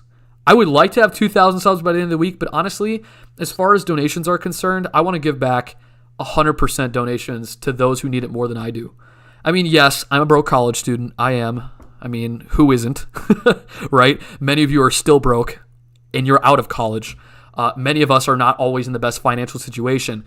But at the same time, if there's one thing that, anything has taught me during this COVID pandemic, is that there are people in much more need than myself.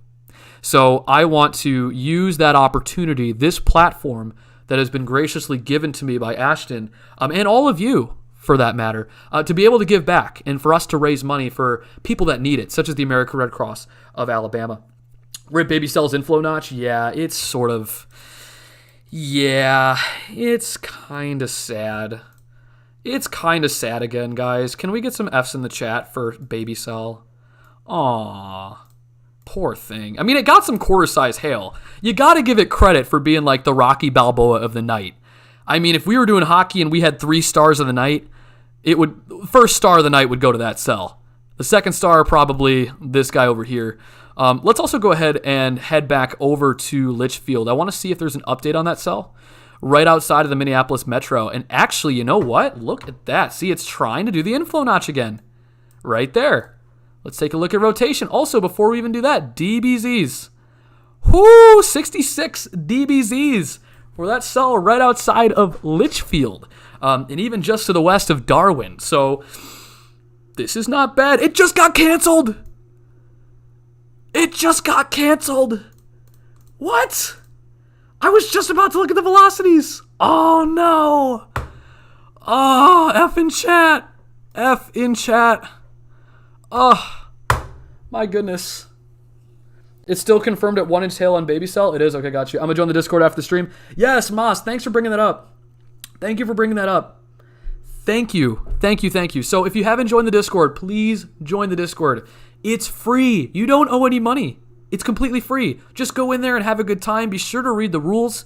And if you ever have any questions or concerns, we have a great staff team over there that's going to be helping you out. So, again, it's a great place to hang out. And it's not about who knows what in weather. We're very welcoming. So there's many people in there that know a lot about weather and some that don't. We have a wide spectrum of knowledge in meteorology in that specific Discord. So I would really advise you guys, if you have the opportunity, to go ahead and join it if you haven't already. You can friend me. I'm one of the co-owners. My name is Brendan. My icon, and I'll pull it up here right now. Hopefully nothing crazy pops up. Probably got a lot of DMs. Yep. My icon is right here. You can't really see it, but basically it's the November 17th event, 2013, because I'm a weather nerd, so I picked it. I have to go. I had lots of fun tonight. Cooper, I'm glad you did. Thank you so much for stopping by. Really appreciate it. We'll see you on the next stream, and have yourself a good night. The stream has taught me so much I didn't know. I appreciate it. Weather Central, hey, I try. And you know what? Here's the thing, guys. This is going to be really controversial. You ready? I actually watch a lot of weather YouTubers. What? Say it ain't so. I watch other people on YouTube? No. Blasphemy. No. Never. No, I do. Honestly, I do. Like, that's how you learn. I mean, I've learned a lot from Ashton. Oh, there's the hook. Look at that hook, though. I'm sorry. I'm getting distracted. But anyway, real quickly. It just actually got warned again. So we'll get back to that momentarily. Very quickly, let me just finish my point. I watch a lot of weather YouTubers, and I learn a lot from them. I learn a lot from people in my AMS chapter at NIU, so shouts out to you guys. You guys are amazing. If you're not watching this, that's okay too. So I really appreciate all of you here. The way to learn is just through networking and talking to people. So they warned Litchfield. Yes, they did. Brendan the Goat. I try. New warning near Litchfield to 10:30. Yep, we just saw that. So at 9:44, severe thunderstorm is located over Litchfield, or 18 miles north of Hutchinson, moving east at 35 miles per hour. Let me take a sip of water here 1 second. Ugh, there we go. 60-mile-an-hour wind gusts and quarter-size hail, radar indicated. Hail damage to vehicles is expected. Expect wind damage to roof siding and trees. So these locations, Dassel around 10. Cokato around 10:10, Annandale around 10:20, Maple Lake around 10:30. So what I did notice right off the bat, that is a very, very nice rotational couplet. I should really say inflow notch. So far, we looked at DBZs, and we're seeing 66, actually even 68, close to 70 on the DBZs. This is trying to, once again, get its act together. If you remember just seconds ago, this severe thunderstorm warning was canceled. It has now been reissued for these areas, and it's moving northeast. So we'll take a look once again back at the velocities a second. And it is trying to rotate right here.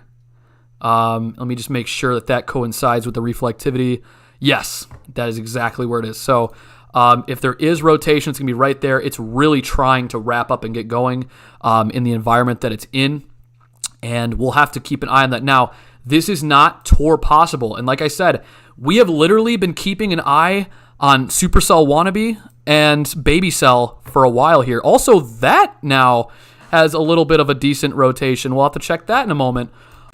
So again, it is not tour possible, but we are going to keep a close eye on that to see if anything else develops in the way of rotation. I see rotation Litchfield. I do as well. It is trying to rotate.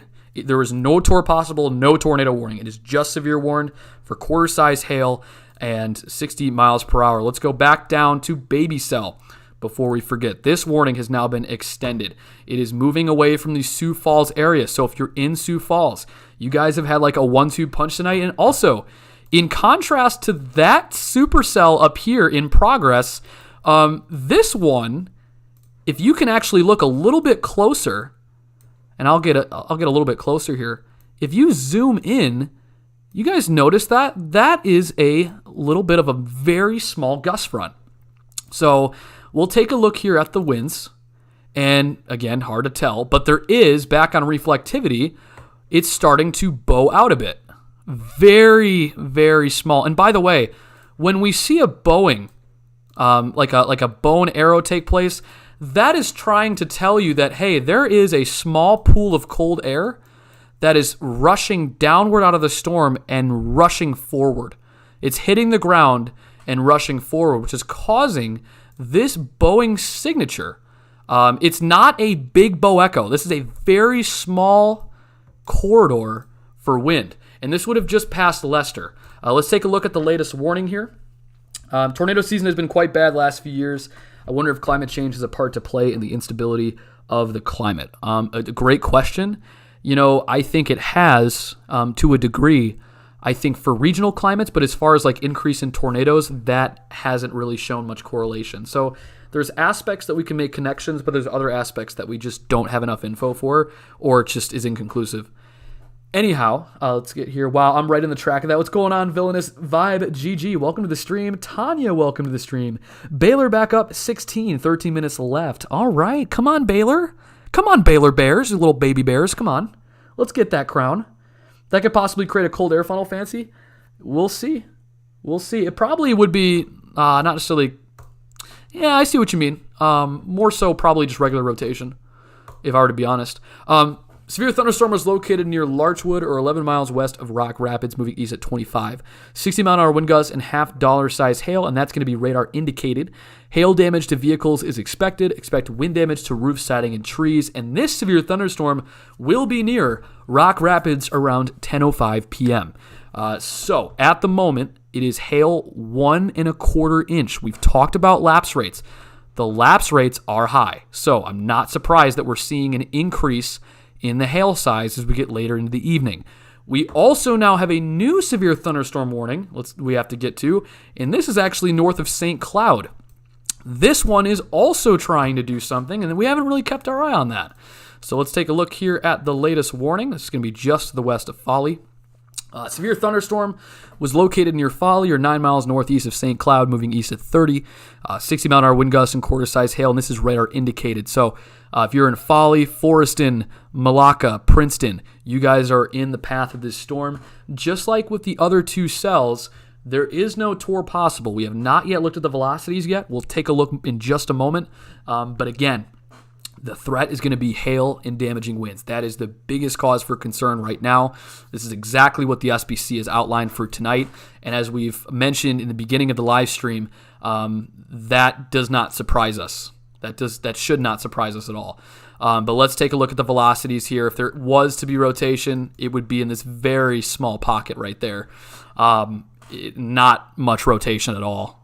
And actually, there really isn't rotation. I should be very frank about that. Not much rotation at all with that storm.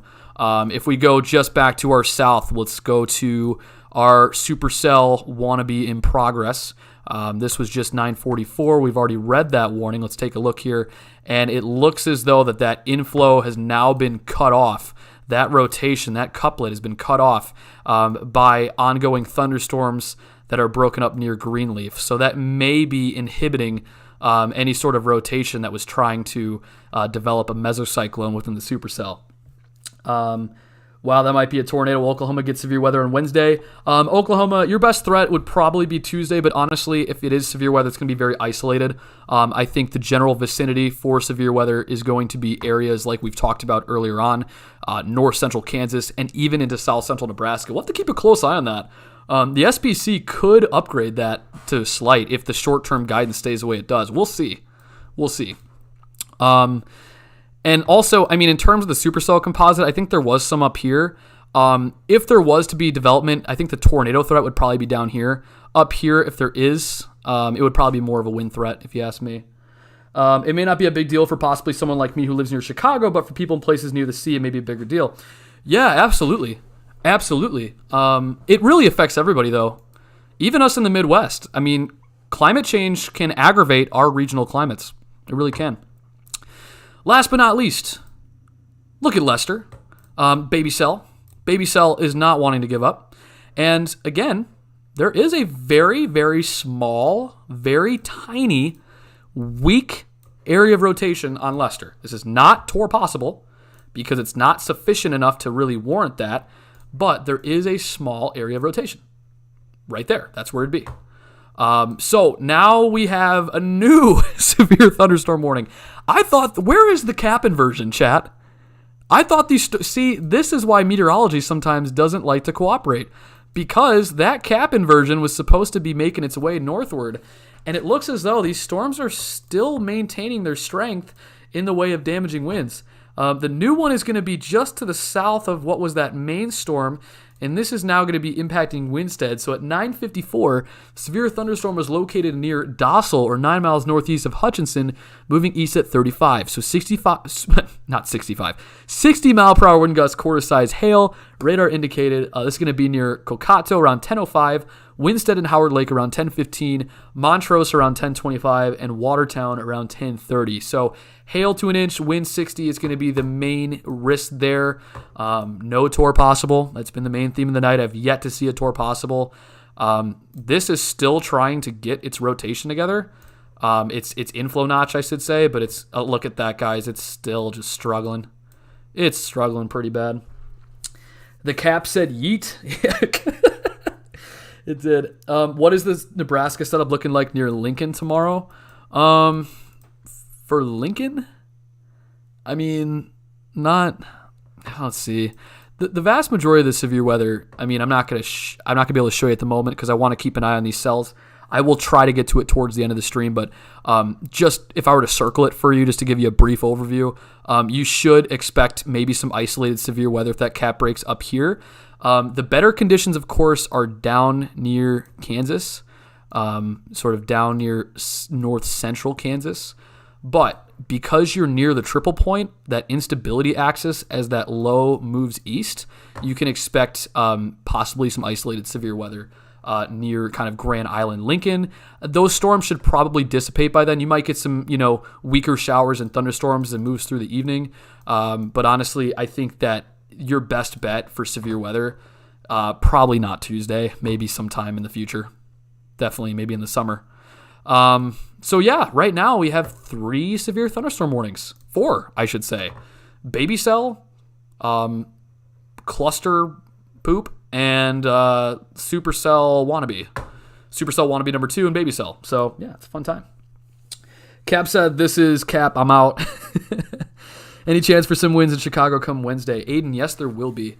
We'll actually just go back here a second. If I just take a look at the NAM, for example, one of the things that we like to look at for surface winds is 925.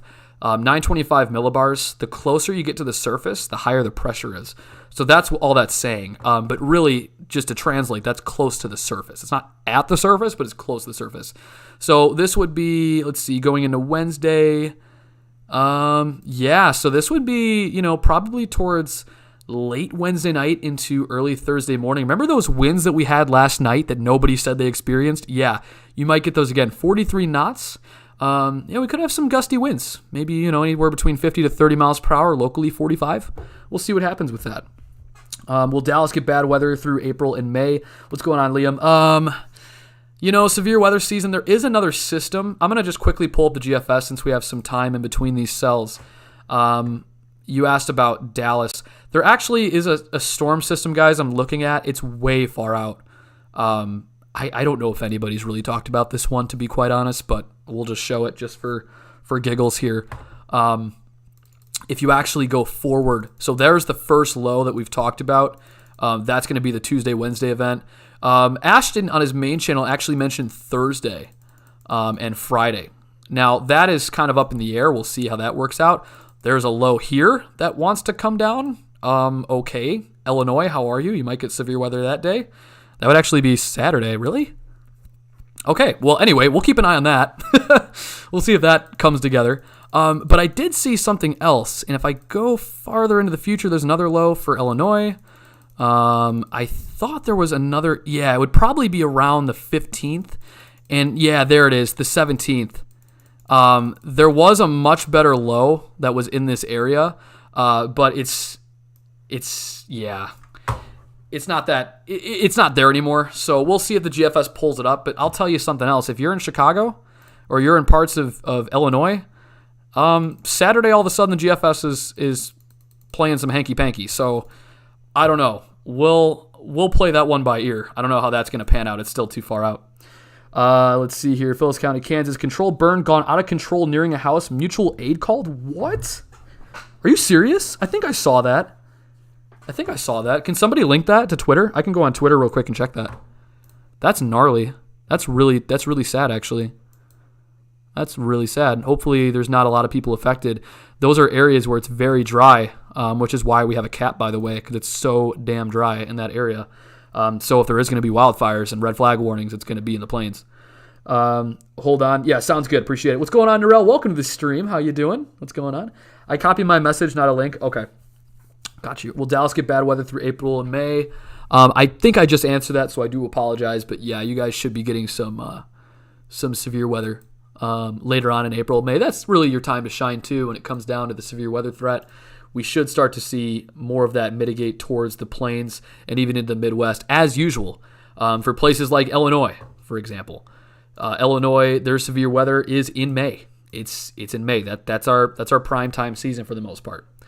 So these warnings, still nothing new here. I'm just doing a quick whip around. Trained weather spotters, 1-inch hail. We've already seen that. Going back over to Waterton. Yeah, I mean, nothing new. I guess last but not least, let's head on over to Baby Cell. KOAX. God, this Baby Cell has been unreal. We still see that sort of slight wind corridor. So what would be the gust front, or a bowing, I should say, not even a gust front, but just a very small confined bowing area right just to the west of Rock Rapids. I think I just clicked on the warning here, and it looks like it's still 60, but 1.25. So we're talking about $half size hail for areas of Rock Rapids. Interesting night tonight, guys. It's been very interesting. So as a final reminder for the evening, if you have not subscribed to the YouTube channel, be sure to do that, all right? Be sure to do that right here. Look at our subscribers, 1.15K. We're killing it tonight. You guys are amazing. Thank you so much for the support for those that have subbed. If I didn't read your names, I apologize. If you have subbed to the stream, type I subbed in the chat right now. I want to see you. I want to show you some love. And I want to thank you because, again, I don't have my notifications up. So if you've subbed just now or you already have subbed, go ahead and do that. Show me some love and let me know down in the comments below if you have, because I want to shout you out real quick when I can. There's my Discord. Let me go back. There's my YouTube. Hi, YouTube. How you doing? And let's go pull up Radar Scope here. Oh, my poor voice. My poor voice. Let me back out chat. I got to see you, chat. Hold on. Smile, chat. I subbed last week. I subbed. Jennifer, thank you for the sub. Yes, here we go, chat. Show me. Let me know that you subbed. I love it. Narelle, go ahead and sub if you haven't already. That's the best way that we can get warnings out and notify people when severe weather is taking place, when it happens to your area, or if you want to stop by and just enjoy some awesome weather content. I subbed. Thank you, Ethan. Thank you, Tyler. Last week you subbed. Narelle, you subbed. Thank you so much. Dan, thank you for the sub. Mass, you subbed when you joined. You're amazing, Mass. Thank you. Thank you so much. You guys are awesome. You're killing it. You are killing it with that sub button. Also, be sure to turn on your notifications. That's new to me, but you got to have the notification button on so that way you can get notified when I go live. I will be live tomorrow at 7 o'clock. We're going to be sticking around. Right now it's 10:05, so, for the sake of argument, we're actually going to continue probably until, I want to say like 10:45. We'll see how these storms fare. Again, these should really start to weaken. They're having they're really kind of being a pain in the butt. They don't want to weaken. So they're still 60 mile an hour gusts. 1-inch hail. Oh, we got a new warning here, chat. 18 miles north of Hutchinson. I should really say an update. Moving east on 35.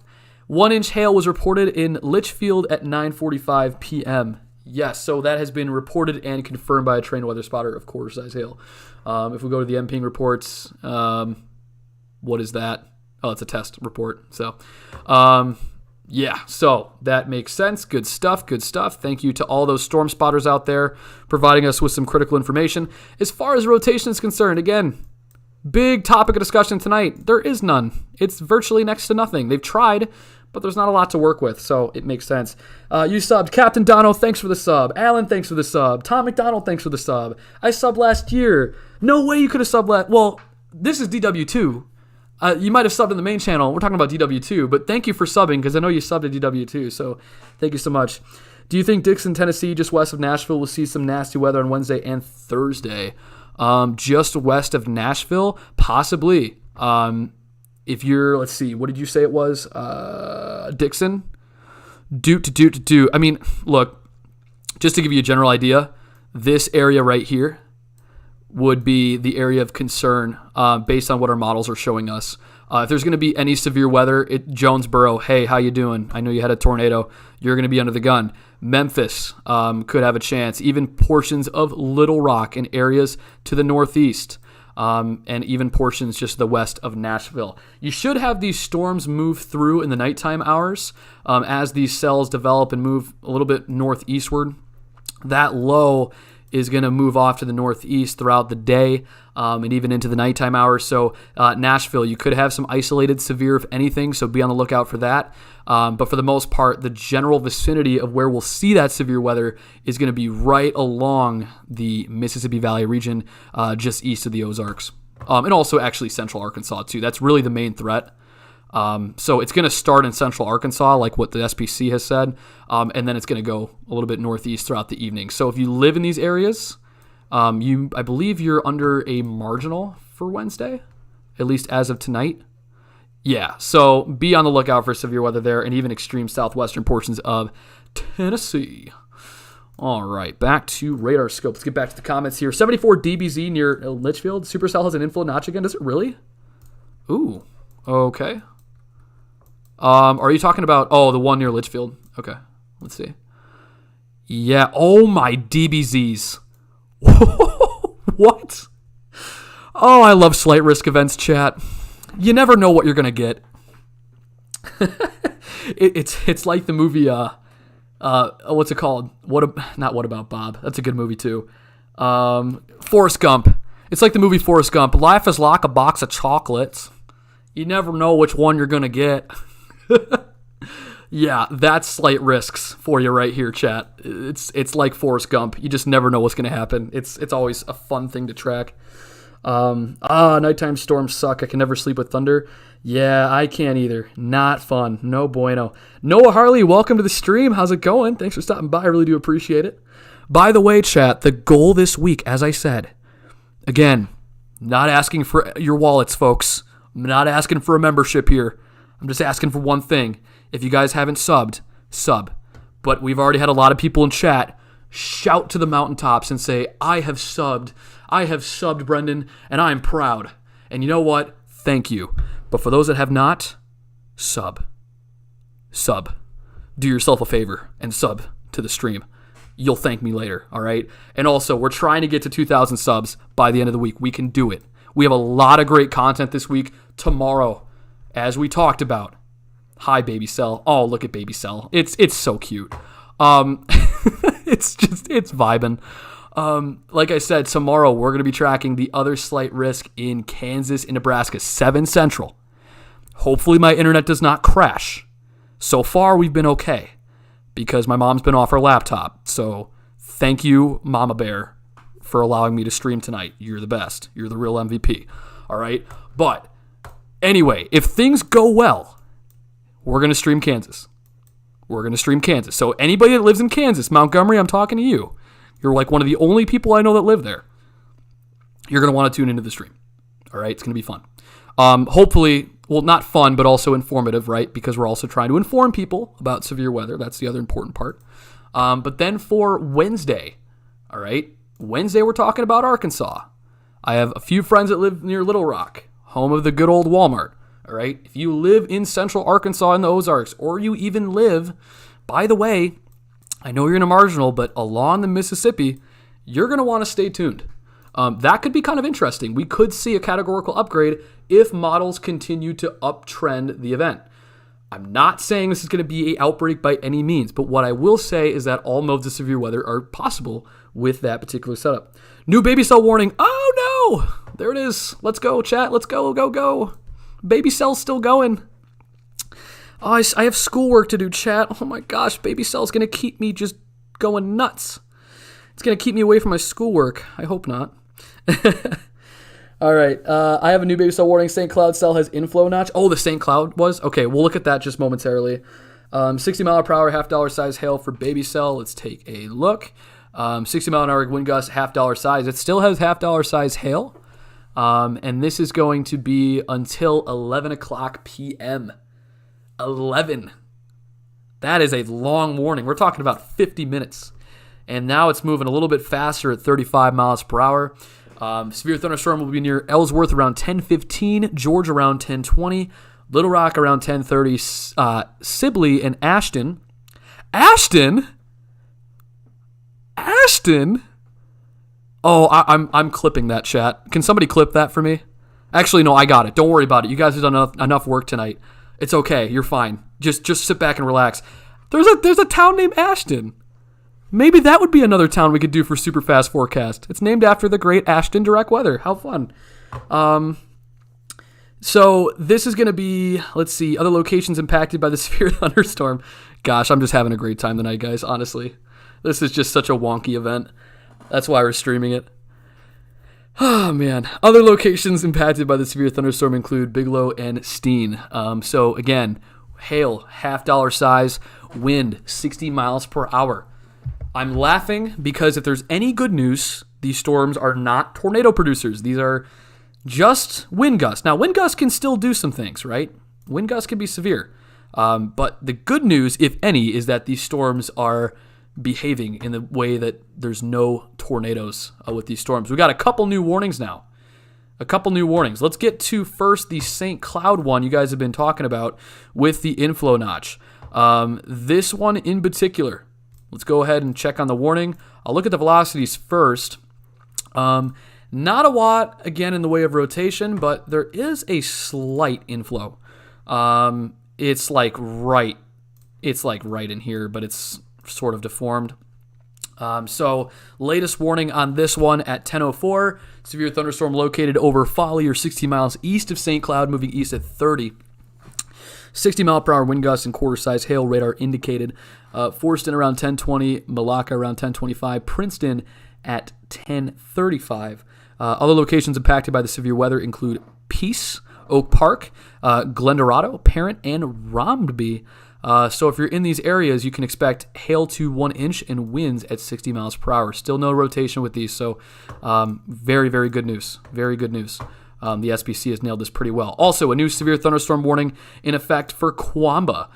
Before I get to this warning, somebody asked, is this my channel? Yes, it is. I do fall under the umbrella of direct weather, but this is my channel. I am responsible for the uploads here. So I will be doing live streams with Ashton still over on the main channel, especially for hurricane season and even into severe weather season. The way it would probably work is we would do the main bulk of severe weather during the afternoon for big outbreaks, and then once it gets really late at night, then we'll move on over to DW2 for bonus coverage of an event. So that's kind of what we're doing. I live in Long Island, New York, but I still love to watch these thunderstorms, so thank you. Yeah, Ethan, no problem, man. I'm glad you're here. I'm glad you guys are all here. Yeah, the STW with 7D was vicious. It literally blew around the rain, wouldn't let the rain touch the ground, LOL. Yeah, if you're talking about this one that was over here, yeah, and actually, as a matter of fact, let's look here. 65, 66 DBZs. So these are, hey, I know we're talking about wind and hail, but let's talk about also the unsung hero here, for a lack of a better term. It's really not a hero, it's a bad thing. Rain. Very heavy rainfall out of these. Let's also take a look at enhanced echo tops. We got 45,000. We got 46,000. Up here on these newer cells, we got around 43. So it makes sense, guys, as to why there's new cells up here. I didn't expect it to be, large in coverage, and it really still isn't. A lot of this is concentrated around the Minneapolis area, but these storms are now starting to fire north of that cap inversion as the cap inversion moves north. So we still have these cells that are still powering through despite the cap strengthening. It might be because the cap inversion is a bit delayed. I'll check the SPC mesoanalysis page in just a moment. Or even just a triple R. I'll just look at that. But anyway, these storms, it does not surprise me because the cap inversion, while it is still strong, there is enough energy aloft for these storms to kind of bubble through and produce some winds and hail. Also, down here to Baby Cell, quick little update. This is the one that has been the story of the night. We have gone from it impacting Sioux Falls to weakening and then strengthening again, and here we are. So it is still severe as we speak, and if you're in these areas, yeah, you're experiencing a pretty nasty thunderstorm. We did have initially a little bit of some turning of the winds right around what would have been the central portion of the storm. That has actually gone away a little bit. So it looks to be just a wind and a hail threat, and this one has also been producing an 1.25 inch hail. So still 1.25 inches, 1.25 and 60. And this was as of 10:07, so we've already seen that one in a little bit. Dude, I saw circulation in the supercell could produce a tornado. Which one are you talking about? Let me know. Are you hiring mods for your streams? Benjamin, you're more than welcome to apply. DM me on Discord. I'm in the Direct Weather Discord, so if you haven't joined it yet, guys, be sure to join it. I'm one of the co-owners, so DM me if you're on Discord and ask, kind of inquire about what the expectations are and what the availability is for mods. I am looking for mods. A couple people I do have on my mod team are mods of Ashton's. I also have to add a couple other people that I've already talked to and given that responsibility to. So I am looking for mods. It's still a fluid situation. I just started the channel literally last week. So yeah, we're still in that process. So absolutely, please DM me. Ooh, hold on, chat. Here we go. Which cell was that? It's this one. See? Chat, what did we say about the lapse rates? What did we say? What did that just say? Uh-oh, see here's the lapse rates kicking in here. There's those strong updrafts keeping that water droplet sustained high up in the atmosphere. That's why we're getting this large hail now. At 10:10, severe thunderstorm was located near Quamba, 13 miles west of Hinckley, moving east at 30. Hazard, golf ball size hail and 60-mile-per-hour wind gusts. Golf ball size hail was reported north of Mora. So it would be right here, just for reference, right in that area. Back to the warning, chat. So trained weather spotters have confirmed golf ball size hail. This is the largest hail we've seen of the night. It was originally 1.25 that was down south in our baby cell that had just moved through Sioux Falls. But now, this cell just north of the stronghold of the cap inversion, again, still capped, but weaker cap inversion, those storms are starting to fire. So if you are in the areas of rural central Canopic County, including Knife Lake and Mora Airport, you will be experiencing 1.75 inch hail, or in other words, golf ball size hail. All right. that can definitely mess up your day. So if you're in those areas, you're out and about this evening, be sure to stay away from these storms, get to an interior room on the lowest floor, but mostly just stay inside. Get inside. This is not tour possible. It's not tour possible. So these are now producing bigger size hail because remember, those lapse rates are in the 7, 8s, and even some isolated 9s.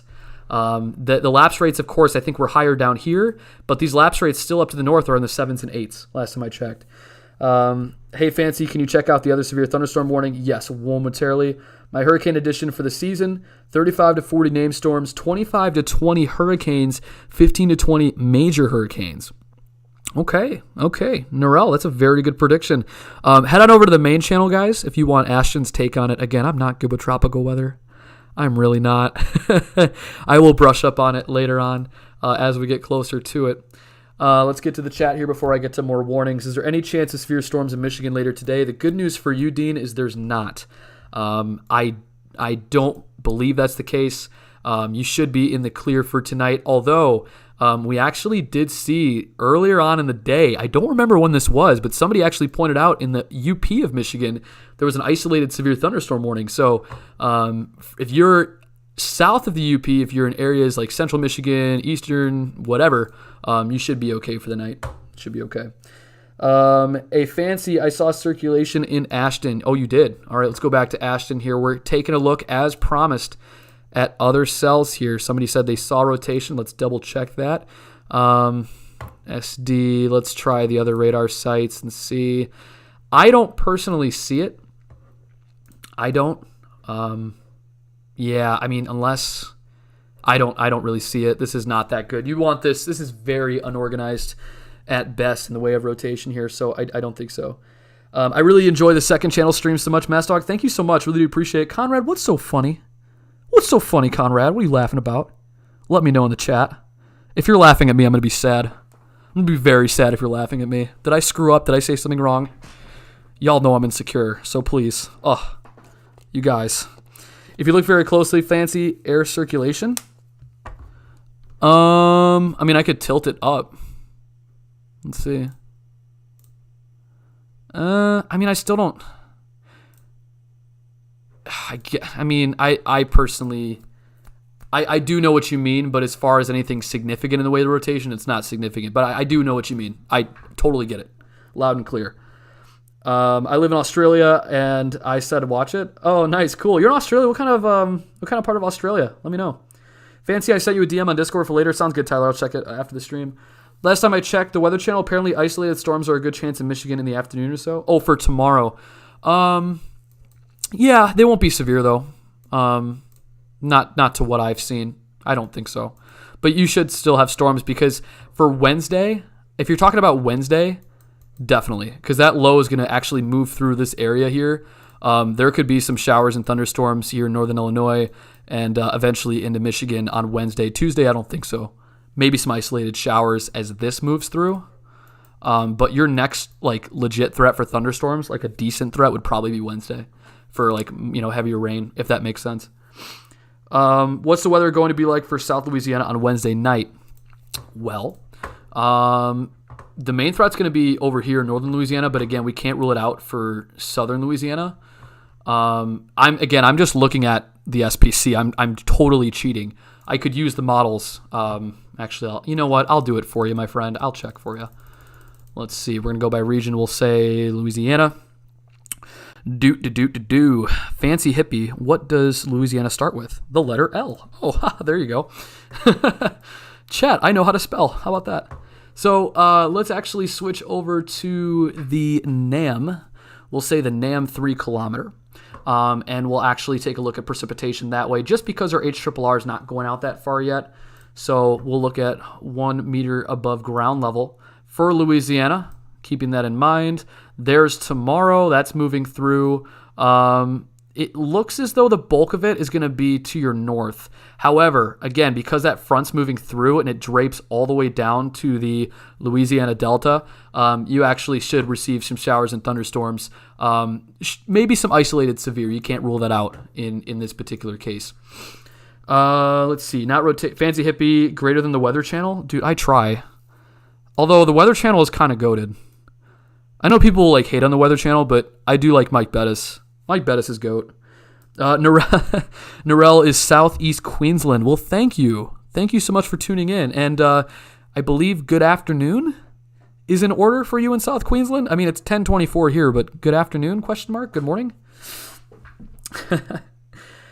We got some in Howell, Michigan today. Nothing severe, but the lightning was real good. First storm of the season where I am. Really? Okay. Yeah, see, I got some wind yesterday. It was kind of gnarly. This line of storms, again, near that cap inversion, here it comes, starting to weaken these storms. This has now been downgraded, and it is the warning has been set to expire. All right, so actually, wow, that's pretty decent wind. Oh, that's tilt 4. Pfft, my bad. There we go. I was going to say, I was like, whoa, how is that not warrant? Yeah, so that storm has just been allowed to expire. There is still some heavy precipitation here, according to our DBZ.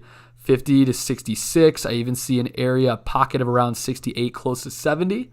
We also now have, I shouldn't say also, we still have 2 severe thunderstorm warnings. This one is the one that had golf ball size hail. We'll take a closer look here and see if we can get an idea of the vertically integrated liquid. It has dropped off a bit. So that golf ball size hail might have been brief because based on what we're seeing in those precipitation signatures, it looks like it's starting to weaken. So they may allow this to expire or they may allow it to continue. Let's take one last look at the velocities. Yeah, we'll see. We'll see. They might allow it to expire. We'll keep an eye on that cell. And last but not least, baby cell. It is, no, this is actually one that's going to 11 p.m. So it's still active. Nothing's changed there. There was a bit of rotation. Again, if there is rotation, it's been in this middle portion of the storm. And honestly, it's not the sexiest looking rotation you'll ever see. It's very crappy and choppy at best. So, hey, Fancy, what do you think we're going to get a tornado in Tornado Alley in the next few days? Honestly, Tuesday's a wild card. If it breaks the cap, you could see an isolated tornado or two. I would not be surprised. The sheer and helicity is better than what we're seeing in Minnesota. The problem is it's very capped, just like Minnesota was. So it depends how the tri-line plays a factor, the triple point. It's not going to be a widespread event. So if you live in the plains and you're expecting like your classic plains event, you're not going to see it, unfortunately. It's not going to be widespread. The setup is just too capped to do that.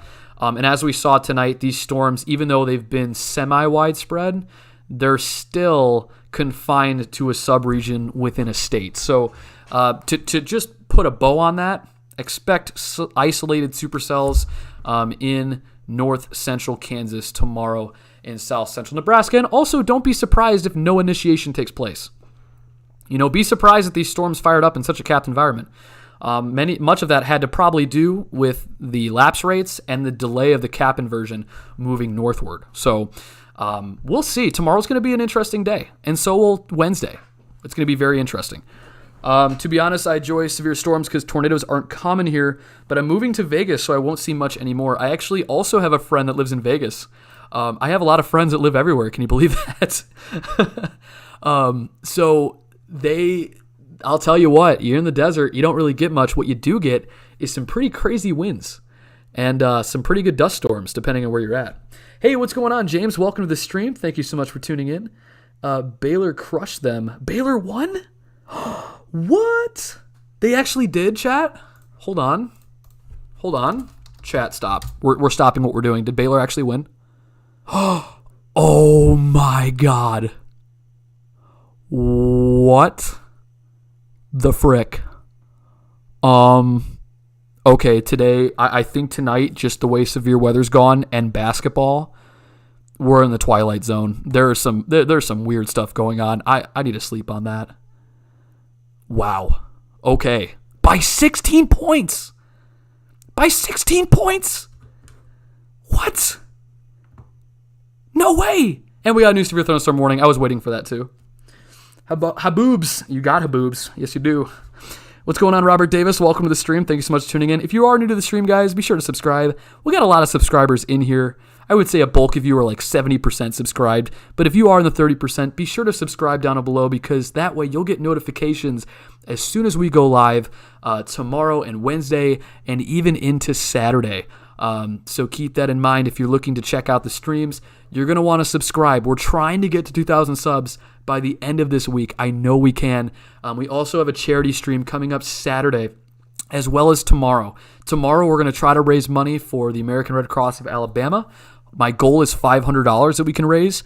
And for Saturday, I want to try to raise $1,000 for the American Red Cross in Georgia. And we're actually going to be talking to somebody, a good friend of mine who lives in Noonan, Georgia. He's actually going to give us an update on what the current state of affairs is in that town, where we're at with rebuilding it, as well as his personal experience with that tornado. So you're not going to want to miss it. It's going to be really interesting conversations.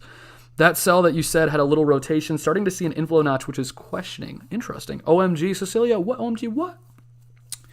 Do you think that there's going to be any severe weather this week across central Indiana, Indianapolis? I've been talking about the Midwest a couple of times here. You know, honestly, I think that the severe weather is going to be confined to Arkansas and points north and east. There is a marginal for like central Illinois that's not out of the question as that low moves northeast. But central Indiana, we're probably going to get some showers and thunderstorms. They should be below severe limits.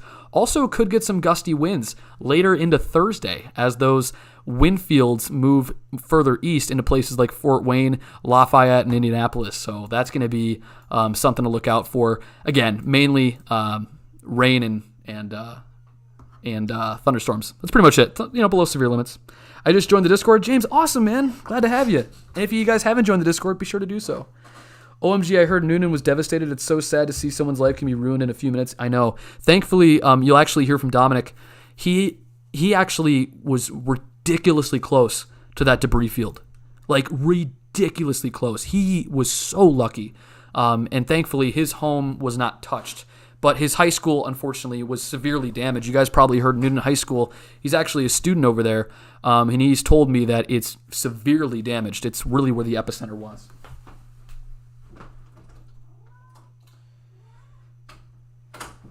All right, so you guys are probably going to hear the kitty cat right now. His name is Boomer. You can't see him because I don't have a camera. Sad face. But he is rolled over right now watching the radar, and he wants me to look at this warning, so let's do it. This is actually heading into Minneapolis. So at 10:27, severe thunderstorm was located over Winstead, or 17 miles southwest of Buffalo, moving east at 50 miles per hour. Quarter-size hail was reported in Silver Lake around 10:25. Hazard 60 mile per hour wind gusts and quarter-size hail, and this has been radar indicated. So this is going to be near Watertown, Montrose and Mayor around 10:35, Delano around 10:40, Rockford and St. Bonifacius around 10:45, Chanhassen, Mound, Orano, Victoria, and Ministrista around 10:50, Wayzata and Excelsior around 10:45. These town names are unbelievable. Excelsior. Other locations impacted by the severe thunderstorm include Loretto, Hollywood, Greenwood, Shorewood, Lake Wakania, Long Lake, New Germany, Hamel, Deep Haven, and Greenfield. So inch, 60 mile an hour wind gusts. Just like with our baby cell, it's trying to maintain a Boeing signature. So we actually have cold air that's rushing out of the thunderstorm in the form of a gust front. It is still 60 miles per hour according to the velocities. Not a lot of rotation here, chat. Just very like bubbled rotation. But we do have some decent wind out ahead of it. This is actually heading towards the Minneapolis metro. So if you are in or know people in Minneapolis that are sleeping right now, you don't need to wake them up. If anything, they're going to be waking up by this. All right. They're going to be waking up by the, 62 DBZs of fury. All right. Thanks. Help me plan for it. I'll have to do any severe weather coverage or not on my Easy Rock Indie Facebook page. Oh, sounds good, man. Sounds good. Appreciate the let me know about that. Yeah, Excelsior. Yeah, that's a hell of a town. Kitty, you got to move. You were on my desk. You need to go. All right? You can look at the radar over there. Yeah, over there. There you go. No, stay over there. Yeah. Look out the window. Sure, there's nothing going on, but yeah, have fun. Rip whoever lives in Minnesota. Minnesota. Yeah, hey, they're going to be waking up. They're going to be like, hey, why isn't the Weather Channel covering this? Well, it's 11 o'clock at night, or close to it, so that's why I'm here, chat. Anybody that's in Minneapolis, I'm showing you some love. It's okay. I'm here. It's okay. I got you. Update on Kansas Phillips County per the public safety scanner. Fire knocked down, mopping up scene. Remind me to take a look at that before we end the stream tonight. All right? I got to go on Twitter, and I got to find that. All right? And if I need to shout somebody out, their Twitter handle, to take a look at that, then I will. Because I want to, make sure that I follow the guidelines of YouTube. So, well, really Twitter too, but mainly YouTube. Let's go back to our baby cell down here in Little Rock. Not Little Rock, Arkansas. We're talking about Little Rock what? Little Rock, Iowa. So let's take a look here at the latest warning. This is going till 11. I don't think anything's been updated. Actually, it now has.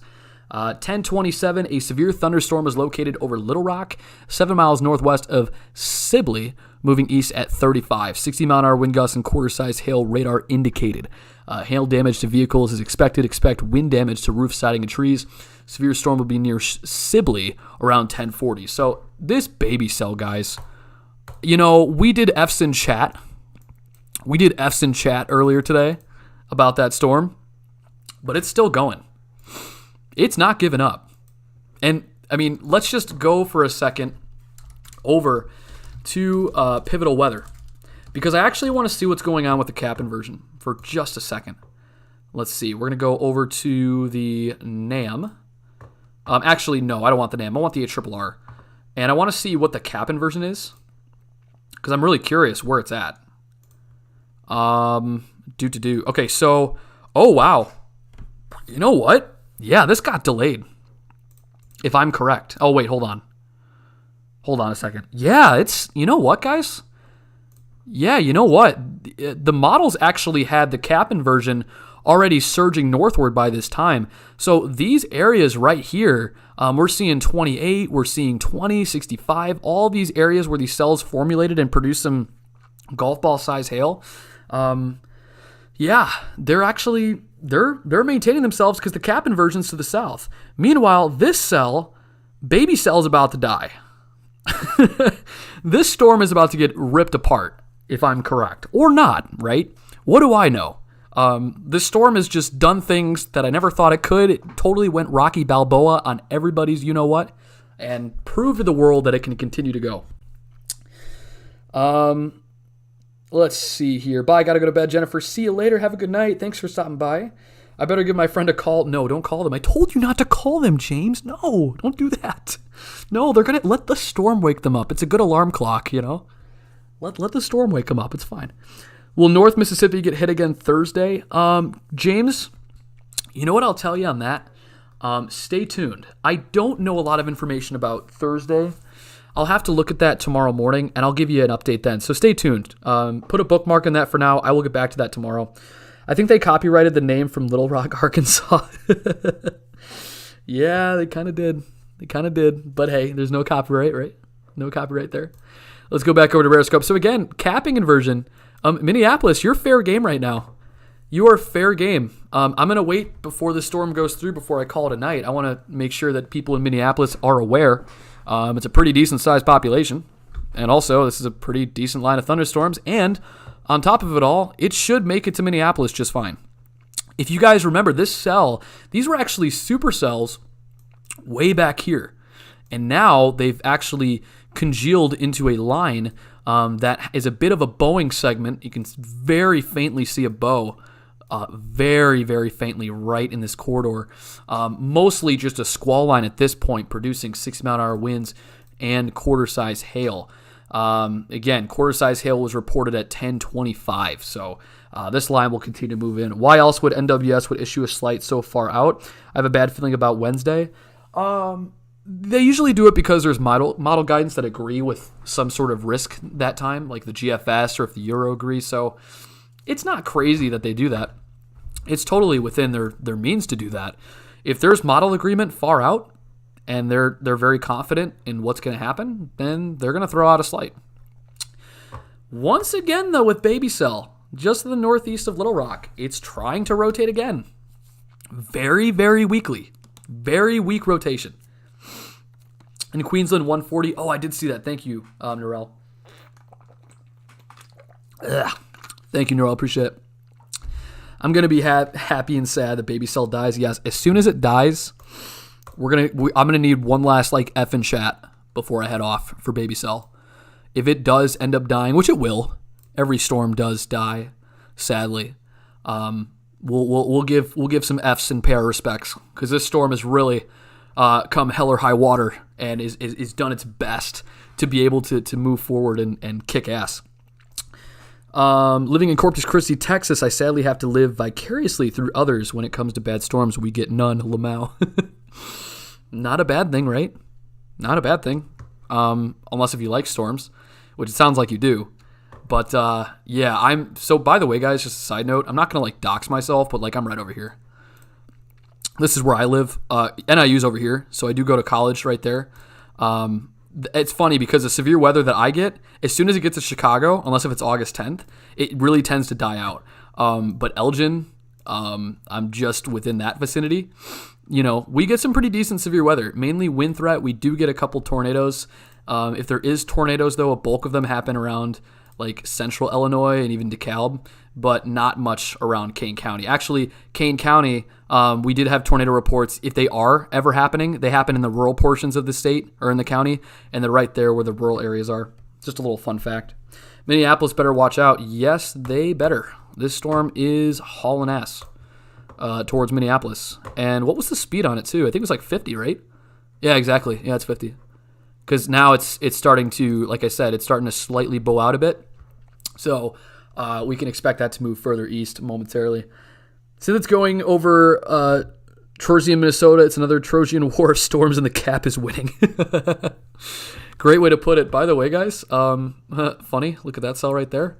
It's also now trying to establish an inflow notch at, mind you, 10:45 at night. Yeah, there's a little bit of rotation there. All these storms are trying to get rotation going, and they're just having such a crappy time doing it.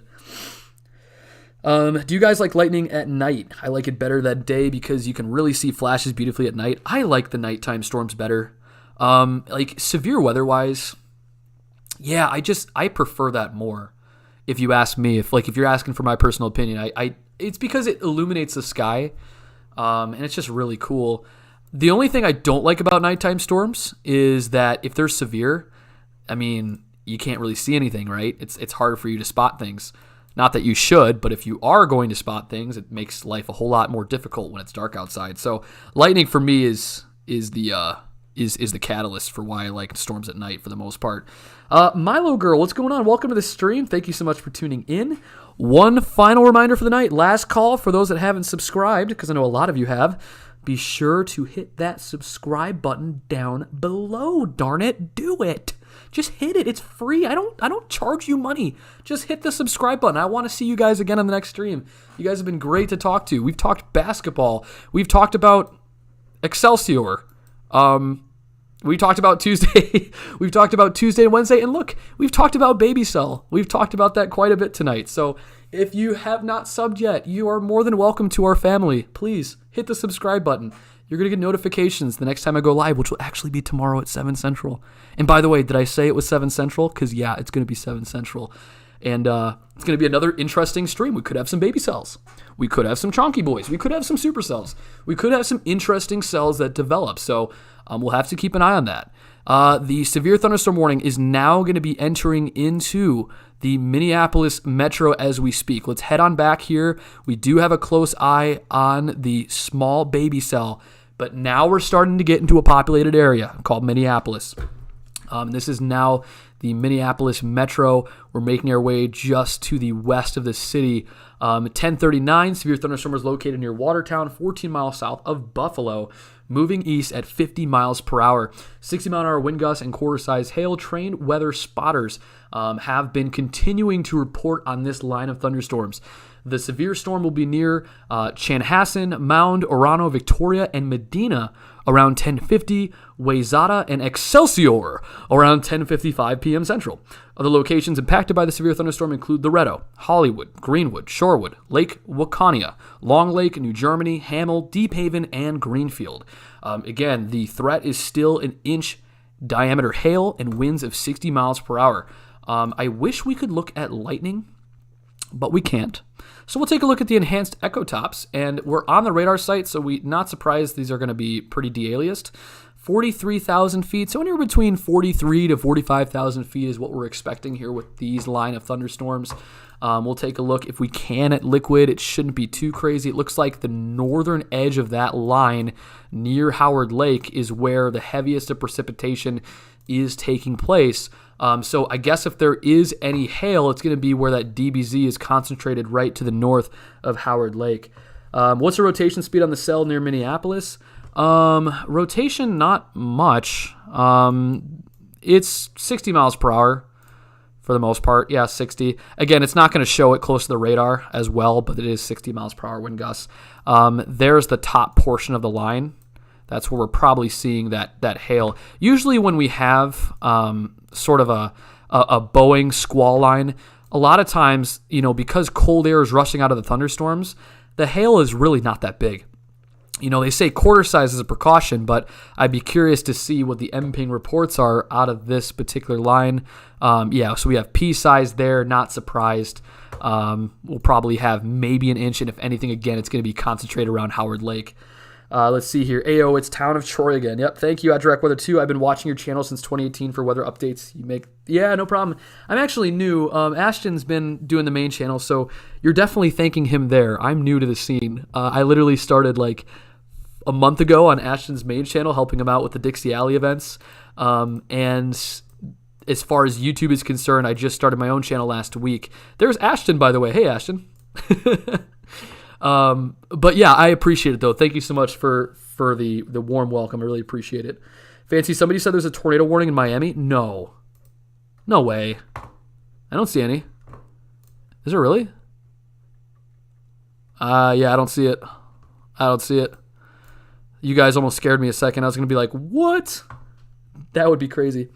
I see a warning in Miami. Yeah, maybe it's delayed. I mean, I don't see anything on radar. Am I missing something? Yeah, I don't see anything.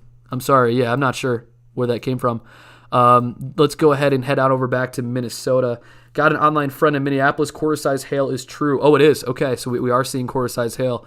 It's not going to probably get any bigger than that because, again, when you have cold air, rushing forward, it doesn't allow those updrafts to sustain large hail because, again, that air is being basically thrown to the ground and rushed out forward due to friction. So you very rarely do you ever see in these squall line events hail bigger than quarter size.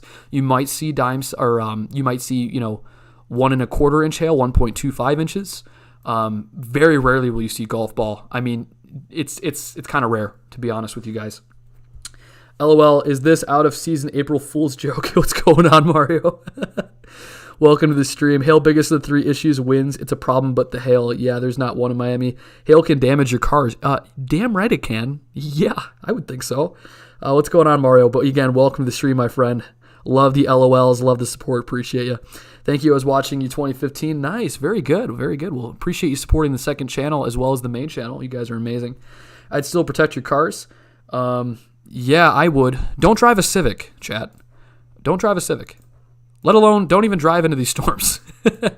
These are not really like the best to chase because it's mainly just wind and hail. It's not really anything like crazy. Now, if they're coming towards you, like towards your house, that's kind of interesting to spot. You're getting spammed on Discord? Maybe. I haven't even checked Discord yet. Don't make false accusations about warnings without a trusted source. You're absolutely correct. That's why I'm totally careful about that. I will always quote the weather service, and you're 100% correct on that. That's why, like, for example, when we did the Dixie Alley event, even though there was people saying, hey, there's a tornado warning, like, hey, there's this, I check it, but many times than not, I will usually have mods confirm that because, like, on Twitter, through, like, the weather service offices, because, I mean, anybody can say that, right? And 95% of people are truthful, but there's also 5% of people that, aren't really accurately reporting that. Wow, that squall line died fast. Really? Going to be 81 today and tomorrow. This is the best. I know it's going to be 80 by Chicago tomorrow. I'm going to have a really good run tomorrow. I'm going to get out really early and make sure I don't run in the humidity. Like, honestly. I'm trying to see, guys. I mean, they might actually allow this to expire as it gets closer to Minneapolis. I'll be totally honest with you guys. We'll see if they extend it. Let's take a look here at Echo Tops. Yeah, I mean, it's still organized. It's got 45,000. So we ready for this hurricane season? Dude, I'm not. Jeez, bro. I'm trying to keep track with severe weather. Hurricane season, jeez. I mean, I've seen a lot of people have some very interesting takes on this year. Some people in the weather community, I don't know what the Hurricane Center has said. I think they've also said that this year could be just as active as last year. That's their prediction. That would be interesting. Because last year was pretty crazy. We got down to like Greek names. So, I checked a little widget on RadarScope that shows all the watches and warnings. I only saw 2 warnings, and they were both severe thunderstorm warnings, no tornado warnings whatsoever. Thank God. Daniel, excuse me. I'm sorry about that. Daniel, thank you for checking me on that. Because Florida's always a wild card with anything, especially with like that cool ocean breeze. So yeah, I definitely wanted to check that. So please, guys, don't joke about that stuff. Honestly, like, be very careful. Mods can give you timeouts for that if you're reporting like false information. So please be careful about that. If it's an accident, it's totally fine, but just be careful. I seen 14 inches in LA, in Louisiana. Yeah, that's wild. Louisiana's so saturated. It's not even funny. I don't like warm weather in April. Yeah, what's going on? Yo, Travion, welcome back to the stream, man. How have you been? It's very late for you, so I appreciate you staying up for me. And all of you guys. I mean, many of you are on the East Coast. It's right about close to midnight here as the storms move into the metro of Minneapolis. So thank you so much for staying with me tonight. And I really do appreciate the support. You guys have been awesome. We got plenty of subscribers, plenty of people just having a great time tonight. And also, you know who else is having a great time? Baylor. Baylor's having a good time. All right? They're doing great.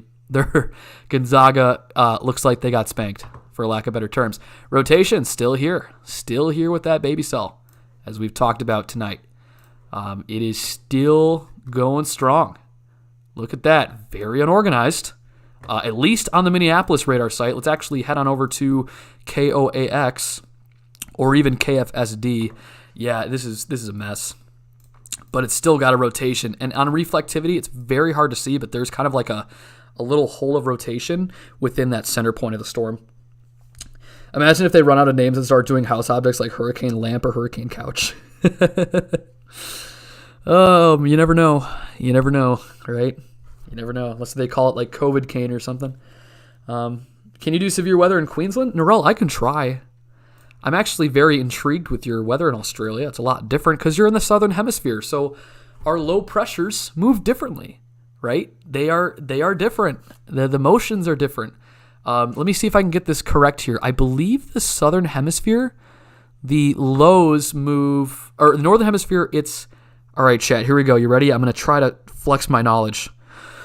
Whew, here we go. Okay, I'm pretty sure, I get these mixed up so much, that lows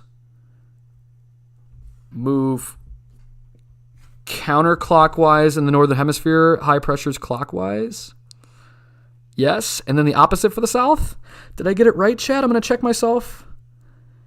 Hold on. Stay there, chat. Don't move. I'm not leaving just yet. Not till at least 11. Or at least these storms move. We'll see. All right, low pressure motion. Chat, did I just screw that up? Oh, no, chat. I let you down. Did I? I'll let you guys decide.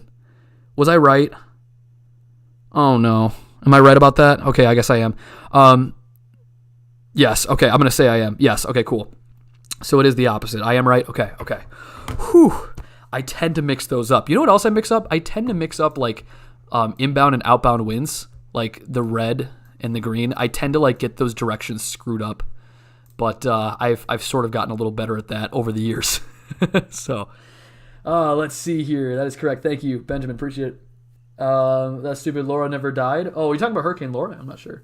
She ain't gonna give me to watch out for hurricanes if it's a girl. Oh, Mario, easy now. Come on now, Mario. Really?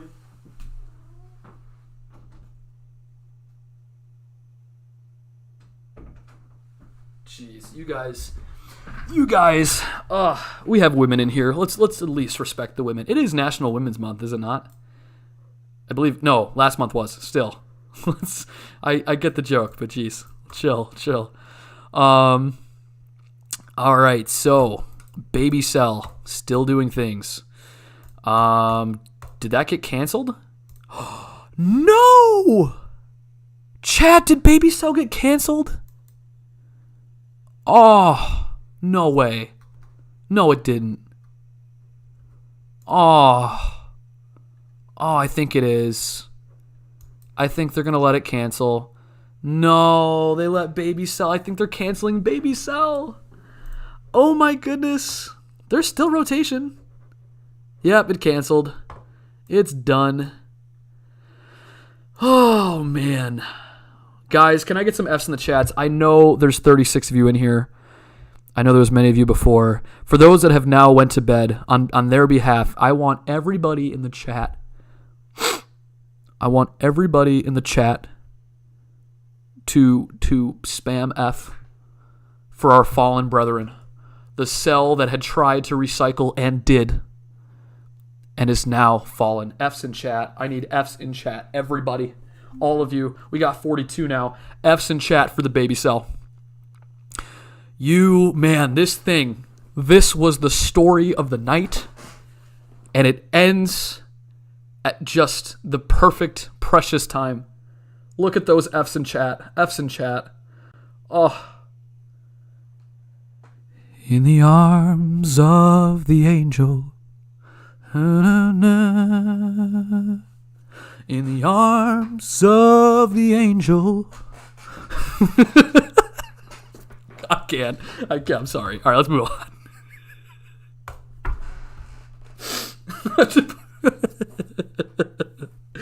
Oh, I should play that song, but I'm probably going to get striked, so let's not.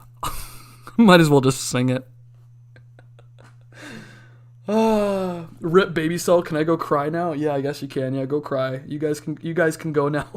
Night's over.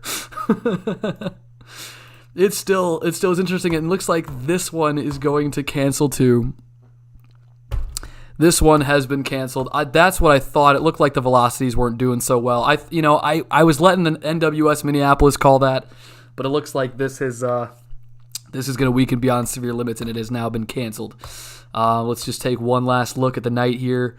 Digitally, vertically integrated liquid. There is still some heavy precipitation just to the north of, if I can get it right, Howard Lake, to the northeast now of Howard Lake. So if you're near Buffalo, this would probably move through.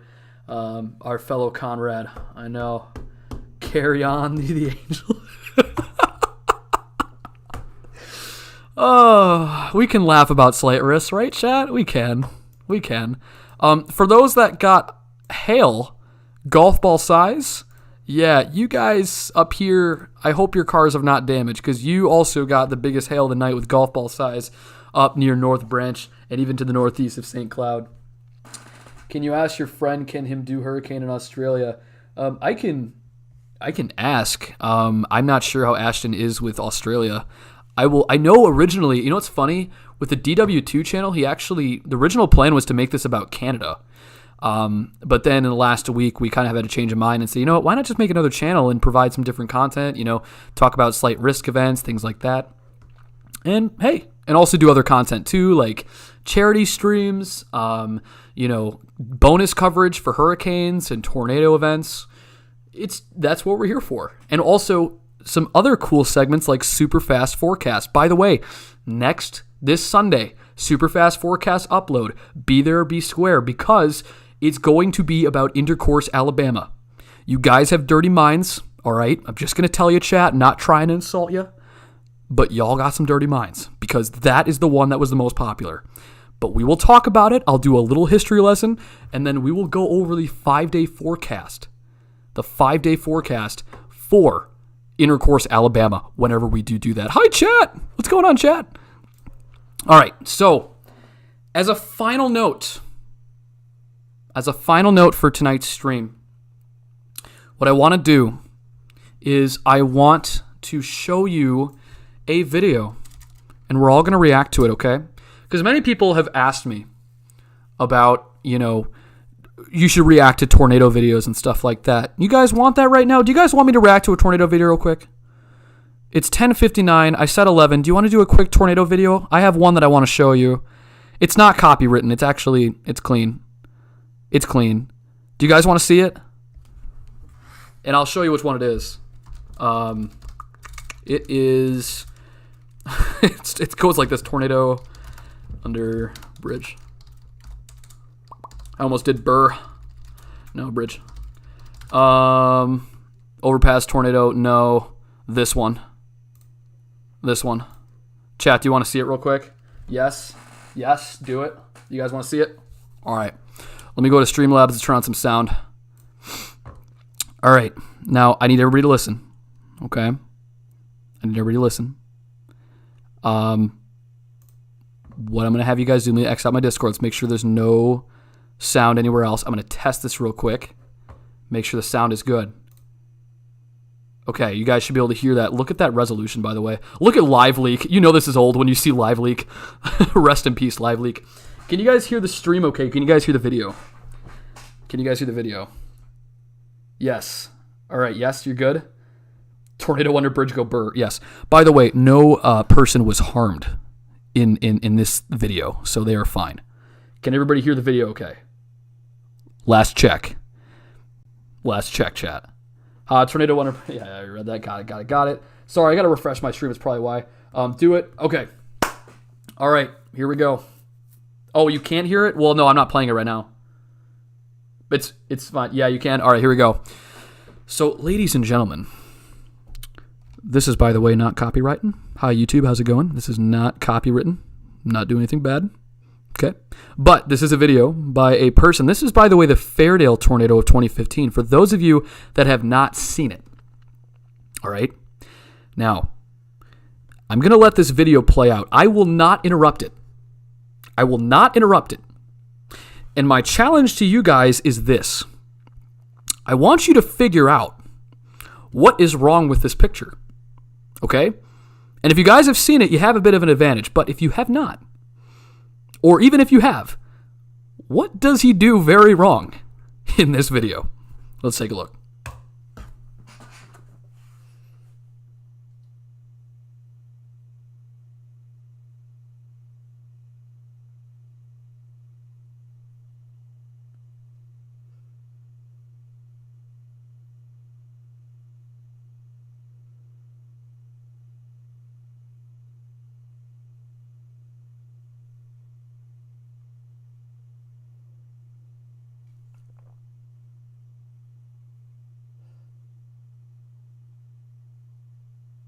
Jeez, I mean, look at this thing. It's actually like coming right towards it. I did interrupt. I'm sorry. I can't help myself.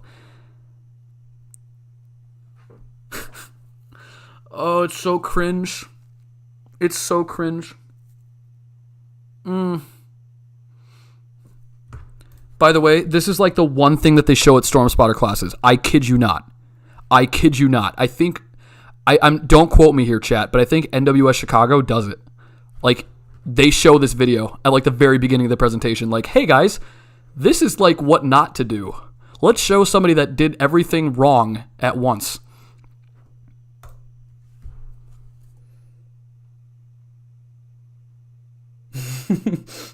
Yeah, go under the underpass. Right. No, but I mean, in all fairness, he didn't know, right? He doesn't know.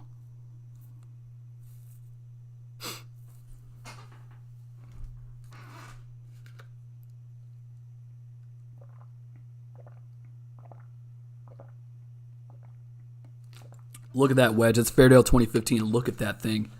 My God. I don't know how he hasn't turned around at this point. I have no idea why. I have no idea why or how. Look at that.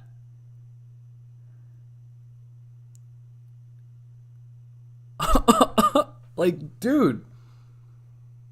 I would be crapping my pants at that point.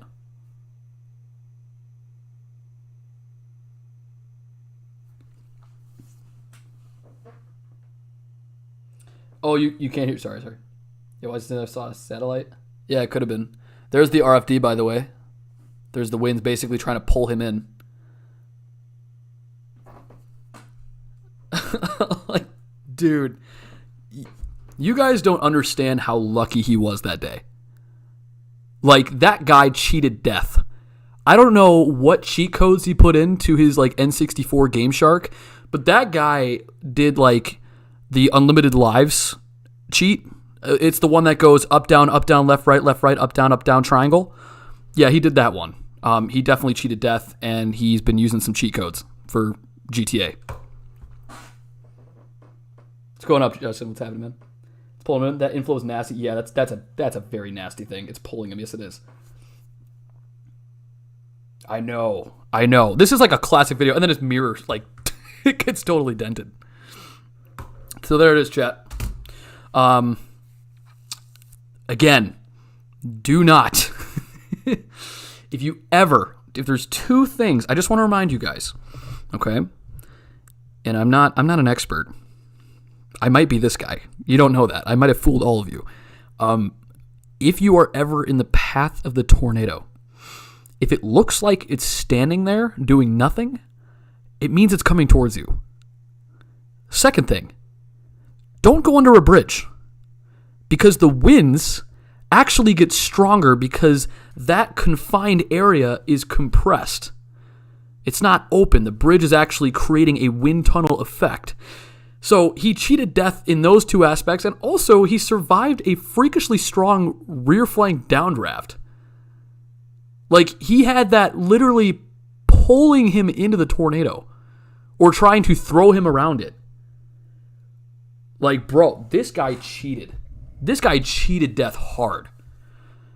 Don't do that. Do not try this at home, chat. Please do not try this at home, whether you're in Australia, United States, or whatever. So, hashtag real life cheat codes. Yeah, made 10 mistakes and still lives. Dude, this guy's like a cat. He's got like 12 lives. Like, I don't... It's unbelievable. And there was also somebody in Noonan, Georgia that did it. I don't think I can show it because it's got a watermark on it. But yeah, it's crazy stuff, guys. But anyhow, it has been a pleasure streaming with you guys this evening. These storms, actually, this just got severe warned. I am going to call it a night, though. That should be, by the way, I'll just read off that warning as a final note. I'm not surprised because, as we talked about, the vertically integrated liquid is pretty solid. Nice hail core there. Even if it's, hail core as in, like, it's doing okay for itself. It's quarter size hail. DBZs, beautiful. Okay, DBZs, we got about 67. All right. So current warning. We got severe thunderstorm located near Buffalo, moving east at 40, 60-mile-an-hour wind gusts and quarter-size hail. Radar indicated hail damage to vehicles is expected. Expect wind damage to roof, siding, and trees. It's going to be around Rockford around 11:05, Independence at 11:10, Albertville and Corcoran around 11:20, Maple Grove, St. Michael, Otseko, Rogers around 11:25, Brooklyn Park, Ramsey, Champlin, and Anaka around 11:35, Coon Rapids and Andover around 11:40, and Blaine around 11:45. They do mention additional locations. I'll just recap those. Northern Andover, Greenfield, Buffalo Airport, Osseo, Dayton, and Oak Grove. And also, it did mention here on the bottom, large hail and damaging winds and continuous cloud to ground lightning is occurring with the storm. Move indoors immediately. Lightning is one of nature's leading killers. Remember, if you can hear thunder, you are close enough to be struck by lightning. Hail to an inch, wind 60 miles per hour, and there is lightning with these storms undoubtedly. Just even looking at the DBZs, 66 to 68. We've even seen pockets of 70 throughout the day and even into the night. So again, I want to thank you guys for being a part of tonight's live stream. Thank you all so much for the subscriptions, for those who have subscribed, for everybody's support. You guys have been great tonight. It's been a pleasure doing this stream. I love doing these kind of streams. We'll be back at it tomorrow at 7 Central. Again, if you haven't subscribed, be sure to do so. Be sure to like the stream. And also, as a final note, be sure to join the Discord. It's down below in the description if you haven't already. And with that, I will see you guys tomorrow evening, and you all have yourselves